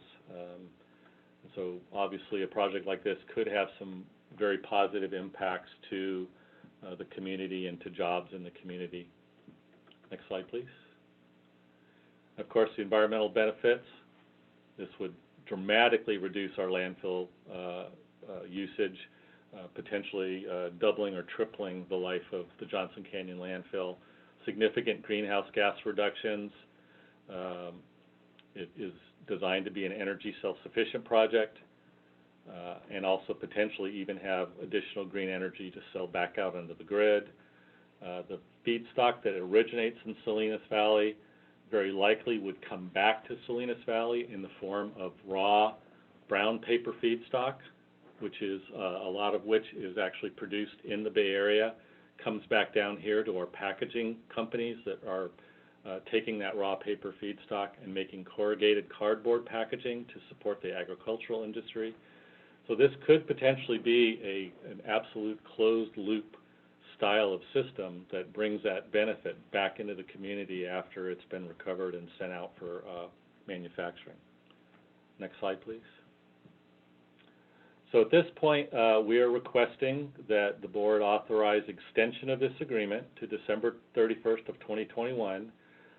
Global Organics Energy has secured 3 of the 4 private equity financiers, and they are in the final throes of due diligence for the last slot in their private equity financing specifically for the demonstration project. The demonstration project would cost them approximately $10 million. So we're looking at really even for a 12-month demonstration project, we're looking at a $10 million investment that will support jobs and other support services while that demonstration is going on. So regardless of whether we go forward with any kind of commercialization down the road, just the demonstration alone provides some benefit to the authority and allows, again, the board and staff to really see this system at a commercial scale. So with that, I will entertain questions. Patrick, I'll start. If we adopt the resolution tonight, what is the soonest that we would have any sort of a decision related to obligating the authority financially to this project? Oh, that really is going to be conditioned on a couple of things. One, moving forward with CEQA. Right? We had at one point, we're going to move forward with CEQA, and in 2015, because of the solid waste study, we were asked specifically by the city of Salinas to defer any actions related to this project. And so it has been sitting on the back burner in part, not completely, because DOE has been working on securing their financing. So the CEQA process probably is what drives the decision, because we would not and cannot make decisions on whether to move forward with any kind of commercial public-private partnership like this without doing CEQA. So it really is going to be conditioned on when we start CEQA, and that typically, as we know, is going to be a 1-year plus process. And the demonstration project is designed to generate very specific environmental data as well as engineering data that would be critical to feed into the CEQA process. So if we start it partway into this or concurrent with the commencement of the demonstration project, the idea with DOE, and of course they would be funding this work primarily, is to have CEQA and the demonstration project run concurrently, and then at the end of that demonstration project, we would have all the information necessary to decide if this is something we want to move forward with or not. Okay, I just want to get comfort that, I mean, we're not in a position to take on risk right now. So I just want to get comfort that if we adopt the resolution tonight, first and foremost, that we're not putting the authority at any obligation, any financial risk, and it sounds like that's the case, correct? Yes, we're looking well, probably beyond 2 years. Because they still have to commission the construction. That's going to take, I mean, it could easily be a year or more before they're even up and running. And then assuming we start CEQA concurrent with their commencement of demonstration, then you're talking another a year after that before we'd even be in a position to begin discussing commitment and risk. Okay, all right. Let's go ahead and open it up, or you're done, right, Patrick? Yes. Okay, let's open up to board discussion first, and we'll start with Vice President De La Rosa, please. No, I have no questions. Okay, alternate Vice President Lopez. Share your concerns and questions regarding financial impact and whether this has any, but it sounds like there isn't. But that was my primary concern at this point. Yeah, okay. Director Phillips? Yeah, I share the same concern, although I gotta say, I've heard this presentation before, and the guy came and talked to us before the Board of Supervisors, and I thought at the time it was either the better than sliced bread or it was a con job, you know, and I couldn't tell which. And if it really works, my thought was, what is he down here talking to us in Salinas? Why isn't he implementing this in New Jersey and Los Angeles and New York? You know, it you know, sounds like an excellent thing, except we've been kicking the tires since for the last 8 years, and sooner or later, I mean, if it's not costing us anything, so be it. But if it's not costing us anything, but we've been kicking the tires for a while. So That's my only thought. I have no big objection to it. I just have concerns. Yeah, thank you for those comments. And let's address one of those right now. Patrick, why us? Why aren't they doing this elsewhere? Well, I think it just goes back with the history. The authority began looking at this project all the way back in 2005. And so we've had a very long history of evaluating this technology with a lot of from USDA and several universities. So I think, the two reasons I've heard GOE explain to us and the board is, one, our specific type of waste stream really lends itself to this technology, has a lot of organics and paper in it because of the nature of being a large agricultural community. And so I think that's one of the reasons they're more interested in this community than others. There are other vendors out there that are looking at this technology and working with other communities, but their approach is a little bit novel in the sense that it's focused primarily around remanufacturing of paper, whereas other uses of this technology have been more around separation of those materials for things like composting or creating what we call refuse-derived fuel that is used to fuel incinerators and gasifiers. And so this is a little different approach. But quite honestly, again, this project was scheduled to move forward in 2014 and 15. And at that time, when the solid waste study came out countywide, there was a lot of pushback that we shouldn't be going forward with this project until the outcome of that report is done. And so the project has, unfortunately, and GOE is a diversified company. They do other types of work, but they remain committed to this community and the potential. And we've always just made it clear to them that we don't want risk, but we also want validation. So I think that's what we're asking tonight, is to allow this validation to continue going forward because it does not come with any significant risk to the authority. We're just simply going to be the test bed for them to do this next step. Okay. Thank you for that clarification. Let's continue on with board comments or questions, and we'll go to Director Villegas, please.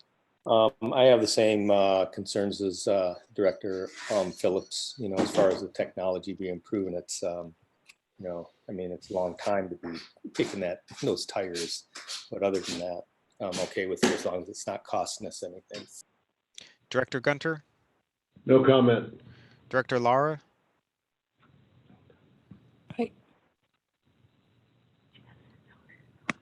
Yes, to me, it seems too good to be free more than anything. Yeah. And Director Tipton? No comments at this time. Okay. Yeah, I've been on the board a long time, heard this presentation, seen it, and I do want us to continue forward on this. And I specifically asked the question surrounding risk, because of course that's something that we need to be highly, highly sensitive to. But I've seen enough of it that I do want to proceed forward. It's a very intriguing technology, and ultimately could be a nice win-win all around. And win-win meaning diversion goals, creating energy, creating revenue stream. I mean, for a host of reasons. So I do continue to support it. Okay, let's go to public comment. Has any public comment come in on this item? No public comment. Okay, then I will entertain a motion to adopt the resolution. De La Rosa, so moved. Is there a second? Tipton, second. Tipton with a second, and if we could do a roll call vote, please. Director Gunter? Yes. Director Lara? Yes. Director Phillips? Yes. Director Tipton? Yes. Director Villegas? Yes. Alternate Vice President Lopez? Yes. Vice President De La Rosa? Yes. And President Collins? And I vote yes, motion carries. Thank you all. And we'll go to item number 10, discussion on Sun Street Transfer Station relocation options. We're going to receive a report from Patrick Matthews. Okay, I promise this will be a little bit shorter than the last one. Good. And so we've had this discussion with the executive committee, and they recommended we bring this forward for full discussion with the board. While this does represent some discussion around real property, we're not going to delve into negotiations on real property. Our intent here is just simply to outline a new alternate proposal that we have been discussing with Republic Services. And so I'll belabor a lot of the background. This will be the fourth time that the agency has considered Madison Lane.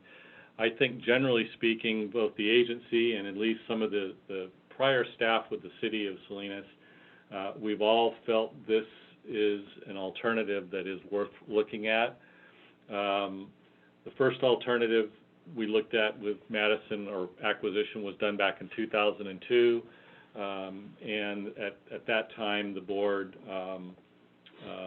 decided to consider other alternatives because they didn't believe they were getting far enough along in the discussions with the prior owner, Waste Management. And so the board elected at that time, with the leadership of then city manager, the then city manager, who decided and was working as in the role of chief administrative officer for this agency, that we would begin looking at other alternatives.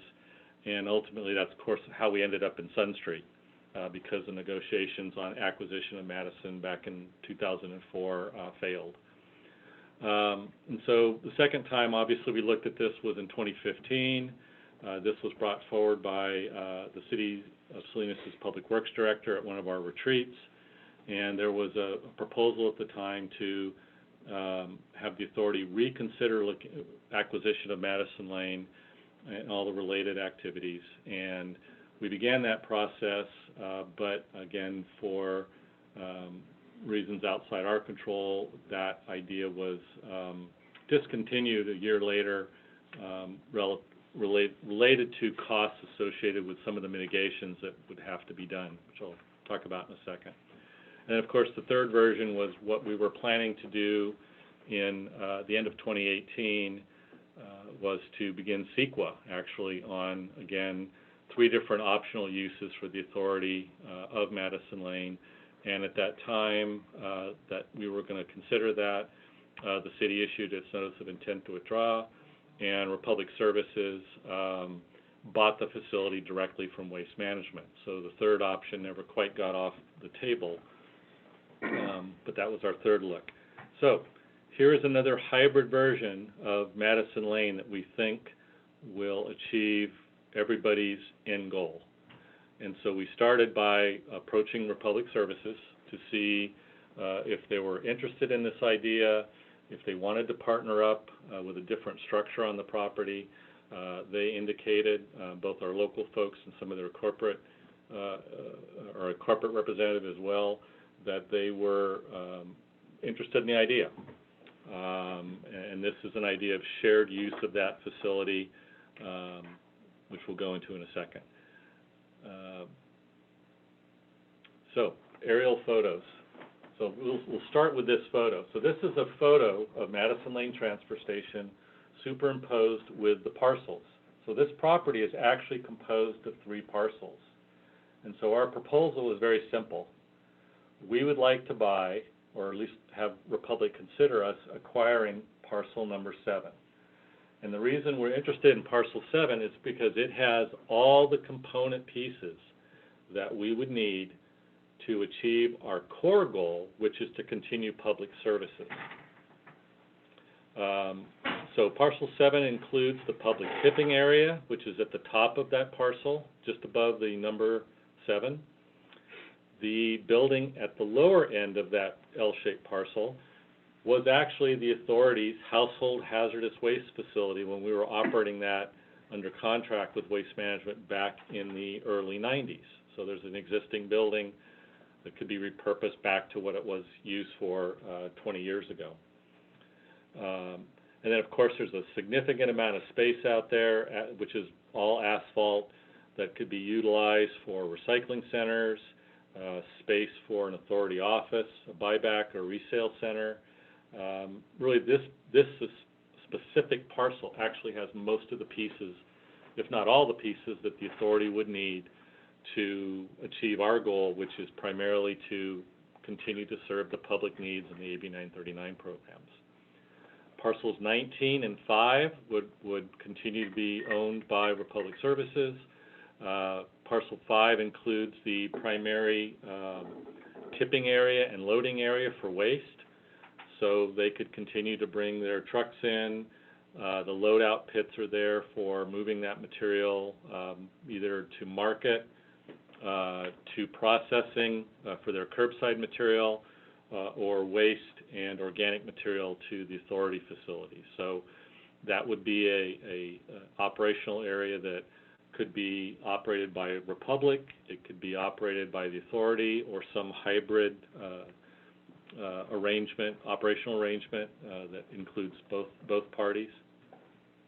And so that's the primary transfer portion of the station itself. Parcel 19 would be predominantly used for Republic Services, or I shouldn't be speaking for them, but in our original concept plans, that would have been the corporation yard area where they have their fueling stations and other things. And then the buildings at the bottom of Parcel 5, that's the existing maintenance buildings, paint shop, things that would, again, predominantly support Republic Services corporation operations and their collection operations. So again, our proposal to Republic was acquisition or potential interest in acquisition of parcel number 7. Next slide, please. So just doing a very quick look at what the basic preliminary actions would need, and I'm not going to spend a lot of time on these, but obviously if we're looking at negotiations for property, there are things like having an actual property acquisition agreement.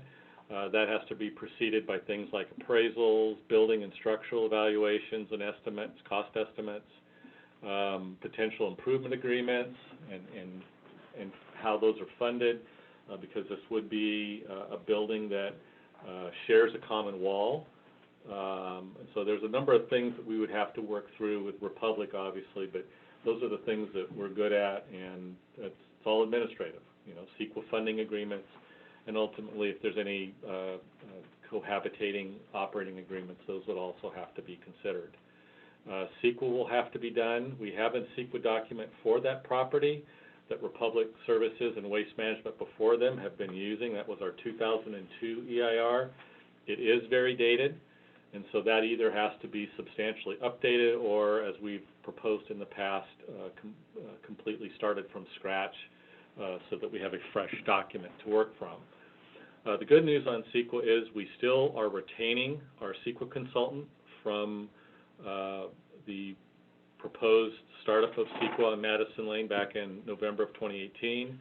A project description was written at that time, and so the start line for CEQA is much nearer than it would be under a normal project starting from scratch. So that gives us an advantage to get, with support and commitment, that gives us the opportunity to start that project sooner than later. Of course, we're going to have to do more community outreach with the Baranda community to make sure that they're in support of this, and initiate the CEQA scoping process again to begin getting public input on what that facility would look like in the future under a joint operation and ownership structure that we've proposed. The big item here, though, that I think is really the one that we can't give you certainty on, and that is really what we refer to as the Rossi Road extension. And I know the city has taken some very positive recent steps this week in providing for the construction of a new housing facility. I know Director Phillips has also been involved in that work, and that actually addresses sort of the first piece of the Rossi extension. So there are definitely some advantages to work that's already been done, and so I think there's a head start already on this. So one of the first questions is, when we've looked at this in the past, the issue from the community has been fairly consistent in my conversations with some of the leaders out there, that they're not necessarily opposed to expansion of any of the industrial activities in the South Baranda area, which supports a lot of industrial and commercial activities. What they're concerned about is that the only way to get in and out of places like Madison Lane and the FedEx or UPS and other activities out there is through the community on Calle de Adobe, and then to Baranda Lane, and then to Madison. And so their concern has always been, and this has been long-standing, that they would like to see that Rossi extension built so there's an alternate exit that allows a lot of the traffic to get into that commercial area without traveling through the residential area. So again, on the Rossi extension, do we add that to the project description up front and just assume that that is part of the project? Or do we wait till we're done with CEQA, and the likelihood is that will be based on public comment and input as it was before, will that be a mitigation measure added to the certification of the CEQA documents? Our suggestion from staff is that we add that at the front end and assume that that is part of the project. So what does that mean? That means that the entities that are stakeholders in this project, in the Rossi extension specifically, need to have some agreement early on. In fact, that was what was proposed by the city's public works manager in 2015, and I'm hopeful that the city still has whatever work product they started to work on, because at that time, the city's public works director offered up their commitment to act as lead in developing an MOU or some form of agreement between the city, the county, the authority, and the business district, who would also benefit from this alternative. So hopefully, if the work product that was initially started on there, could be utilized to get a head start again on preparing those agreements. And then the big question is who takes the lead on that project. And typically, that project would likely be the county, since even though this is in the city's sphere of influence, it is still a county jurisdiction. So, but we just have to verify who's the lead. Now, the timing for this, and this is, I think, the tricky part more than anything. In 2002, the county had done some preliminary work on this extension. So in 2002, their estimate was 1.8 years from the beginning of design to completion of construction. So that's all the activities that go along with building the road. That timeline, however, did not include the acquisition of land or right-of-ways. And so I'm not clear. I think that would be more of a question if the county's committed for their public works staff to look at and say, how long would it take to actually build this extension if we all came to agreement in fairly short order? So the likelihood is that the Rossi extension will likely control the timelines for the Madison Lane project, unless the community is okay with us starting operations there prior to that extension being completed, because it's likely that's going to take a bit longer than it will take the authority and Republic Services to work through the components of their agreements and the related CEQA work. So that's sort of these are some unknown questions that we really need to delve into soon. And our staff's recommendation is, and I say this is a very strong recommendation, that either the executive committee or a special board project development committee be assigned oversight of this project. And the purpose of asking for this and recommending it on staff's level is we want to make sure that we're focused solely and only on the first two items, which is negotiations on the property and CEQA, and doing whatever we can to facilitate the road extension, though that is something that our involvement will be mostly peripheral. but we think that having a oversight committee, a political oversight committee that can help, one, push the project and keep the project on track, but also address issues and things that come up in the community and between member agencies as we go forward, will be really beneficial in making sure this happens as quick as possible.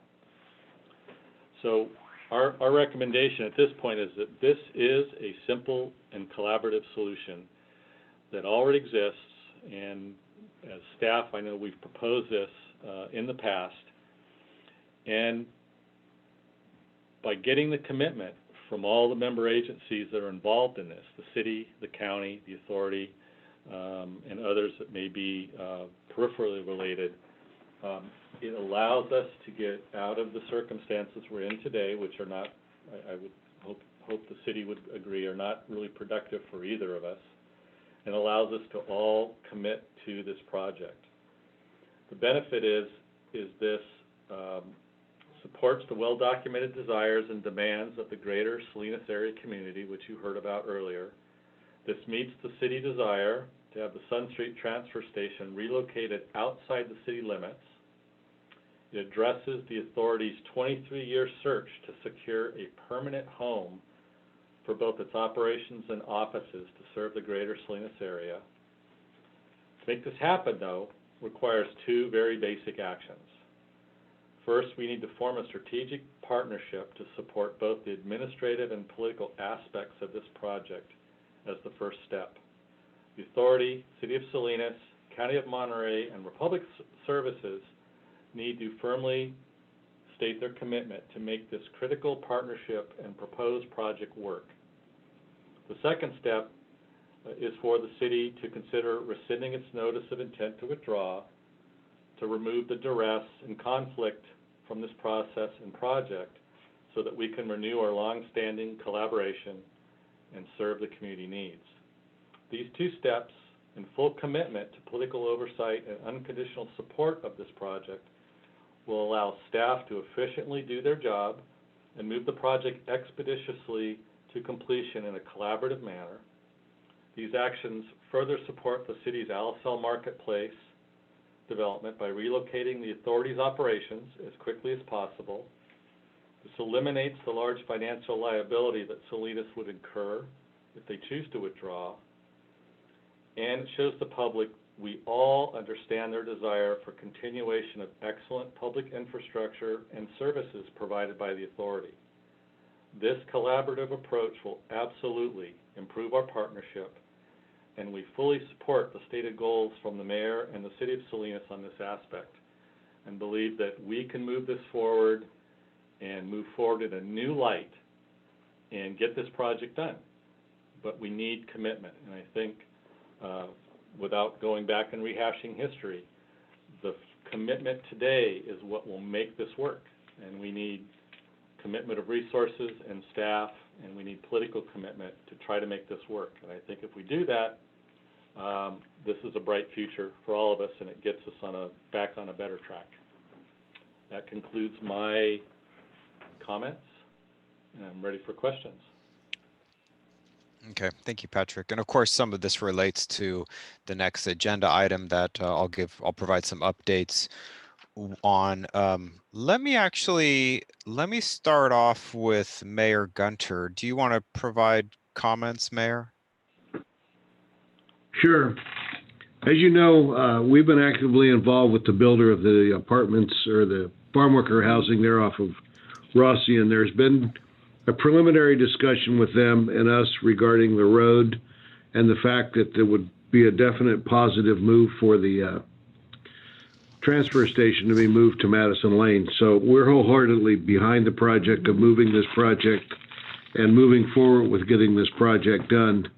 And until we know and I'll be right up front, until we really seriously believe that the solid waste is truly in making this work with Madison Lane, then we can have a very serious sit-down discussion regarding us withdrawing from the authority. You know, I'd hate to commit and say, oh, we're going to pull that and then not have this happen. We've been dealing with this for a very long time. We don't dislike the Solid Waste Authority. We don't dislike the South County cities. We have to put up with the supervisors because they all own part of my city. And that's okay, because we have to learn to work together. And during this period of time, we would love to see this project move forward, because I think it would benefit the residents. It'll benefit all of South County, and it'll benefit all of Salinas. So that's the only comment I have, and I would be happy to start moving this project forward. Great. Thank you, Mayor. Let's go to Vice President De La Rosa, please.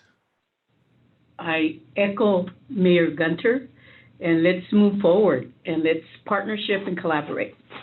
Okay, alternate Vice President. Win-win for everybody. Alternate Vice President Lopez. I'm supportive. You know, I've also had quite a few conversations with the developers of that parcel for the last year.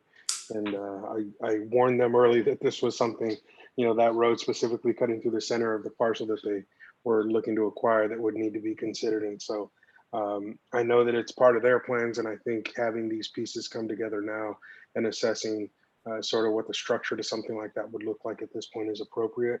And I think this is a lot more headway than we've made in a long time. So I'm happy to support it. Great. Okay, Director Villegas. I just concur with my council colleagues. Thank you. Okay, Director Lara, please. No comment, just thank you. Thank you for the update and thank you for being open to this possibility. Director Tipton. I will concur with everybody else, what everybody else has said. I think this is a good opportunity. I think we need to move forward with this and make it happen. Cool. Hey, and because I get to go last, I get to say I concur with everyone as well. That's nice and easy. So you forgot me. Oh gosh darn it. Sorry, Judge. I did. I was doing so all good. Okay. You were doing well before that, and dang it. And Madison Lane's in my district too. See, I skipped you because I just know you're totally supportive of it. Okay, go ahead, Judge. You know, Baranda area is a bit of an island now, since you only have one way in after they closed off the rail station or the rail crossing down at Market Street. So I think this would be beneficial for them. I guess my question to Patrick is, how much money do you think we're going to have to put into the Madison Lane, our section of Madison Lane, once we get it? But I think we need that road going over there, and I think it would be supported by the other businesses there, you know, UPS and other ones, as well as Keith Day, and as well as Republic and other ones, putting some money, and us putting some money into it, and the city and the county maybe putting some money into it to get it done. So I'm fully supportive, and I have been, and I've worked with those people, and it helps Mayor Gunter, because he doesn't want the dirty transfer station, and he wants to keep his fingernails clean and put it into the county area, and we're all right with that, you know. So I think it's a win-win for everybody if we work together on this, and I'd be glad to help facilitate any progress that we need in any way. So. Considering, Judge, all of your constituents throw their stuff on the side of the road, I can understand why you're excited about this. Yeah. I don't know if the trash is sourced from unincorporated. Just going to throw that out there. All right. Let's go ahead and move on then. And has any public comment come in on this item? No public comment. Okay.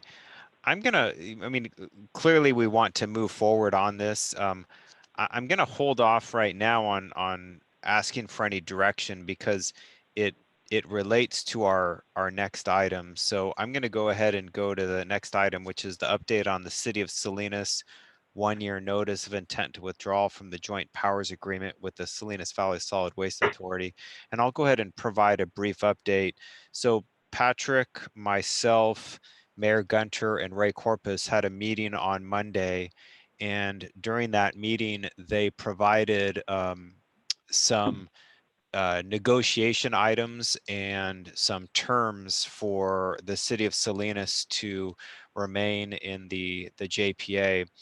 So we had that via Zoom and had a presentation on that, on the terms that they needed for us to stay. And then let's see, so from there, then yesterday, we received a letter with some information, but then, and Mayor, I don't know if you're aware of this, but your clerk and I were having some technology problems today. She was trying to send me the revised term sheet, and I don't know if it was on my end or her end, but I wasn't able to get that information. I wasn't able to open it. She said she was going to resend it, and I haven't received it yet. So at this point in time, I don't have much of an update other than we have an exec board meeting scheduled for next week. And so by then we should get those terms, and the request from the mayor and the city manager was that we enter into negotiations and proceed forward with those negotiations. So the next step will be for things to be reviewed at the exec board meeting that we're having next week, and then figure out a path to enter into negotiations. So that's really the only update that I have at this point in time. Mayor, is there anything else that you want to add to that? No, we will make sure you get that information, and as we said, it's negotiations. It's an opportunity for us to sit down and talk, and we're well aware of the importance of item 10, and that if we can work together, maybe item 11 isn't that serious of a problem anymore. Okay, very good. Okay, so really that's the only update, but I'll run through the list if anyone has any questions for me on that, and we'll start with Vice President De La Rosa. I have none. Thank you. Okay. Alternate Vice President Lopez. None. Director Phillips. No. Director Villegas. None. Director Lara. None. Director Tipton. None. Okay, then that's how we'll proceed forward. Let's go on to item number 12, which is the view ahead schedule. And if we could get that. Oh, it is on the screen. Okay. President? President Collin, you missed public comment. Oh, thank you. I apologize. Any public comment? Not on item 11, but I do have a public comment for item 10. Okay, great. If you could go ahead and read that into the record, please. So it's from Cristina Urquidez, Manager, Community Relations from Republic Services.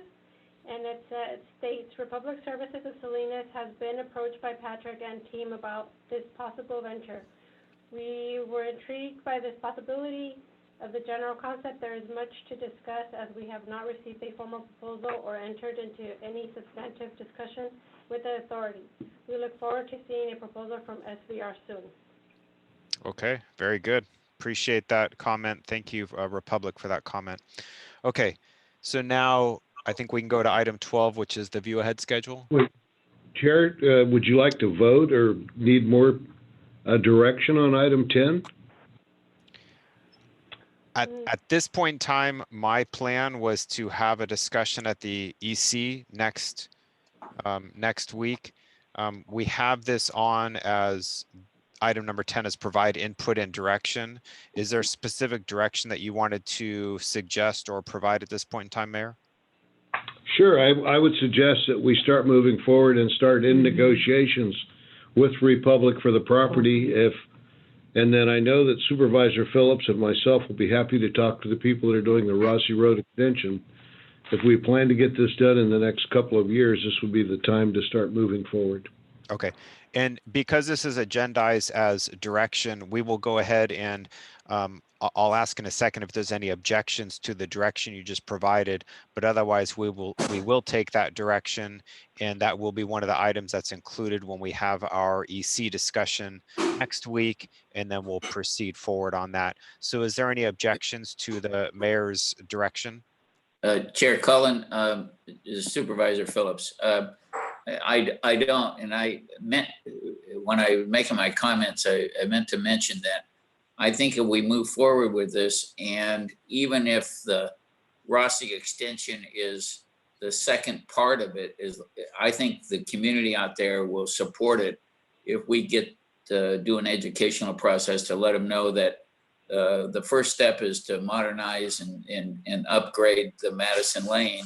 The second part is the extension. So I think we can do in two parts so we can keep rolling on it. So I just wanted to add that. I should have mentioned it before. Yeah, good points. Thank you. Would anyone else like to provide a comment before we move on? Okay, hearing none, then now we'll go to the future agenda items, please. All right, so I do have one comment, and that's just a big thank you to everybody being open to considering new alternatives. So we look forward to very quickly beginning to engage with Republic Services on this and see if we can work up something that'll be to the benefit of everybody in our community. So moving to the agenda items, again, this is going to be an ongoing issue, an ongoing process, so you can expect to see regular updates and sessions around various aspects associated with the project. But for the most part, our May meeting has a lot of our preparatory work with renewals on contracts and things for the upcoming fiscal year. We will have an update on the Gloria Iverson Road project, hopefully. We understand the county is going to be putting that out to bid fairly soon. But if we don't have anything substantial, it may not be till June, but we do know that that is moving forward. As far as our recycling recognitions, so can you scroll down a little bit for me? Very likely, we're going to postpone those unless things change dramatically.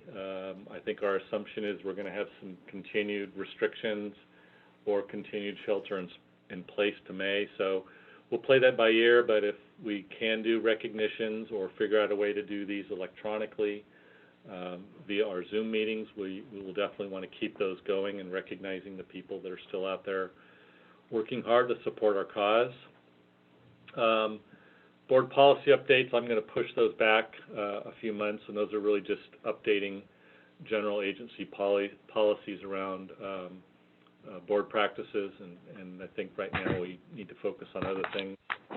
Of course, there'll be the ongoing update on the Salinas withdrawal, and we'll be adding in ongoing updates on the collaborative project with Republic and our member agency jurisdiction, so that'll be added as well. So with that, if there's any additional items the board would like to add, modify, or request at the upcoming May meeting or future meetings, please feel free to let Erica or myself know.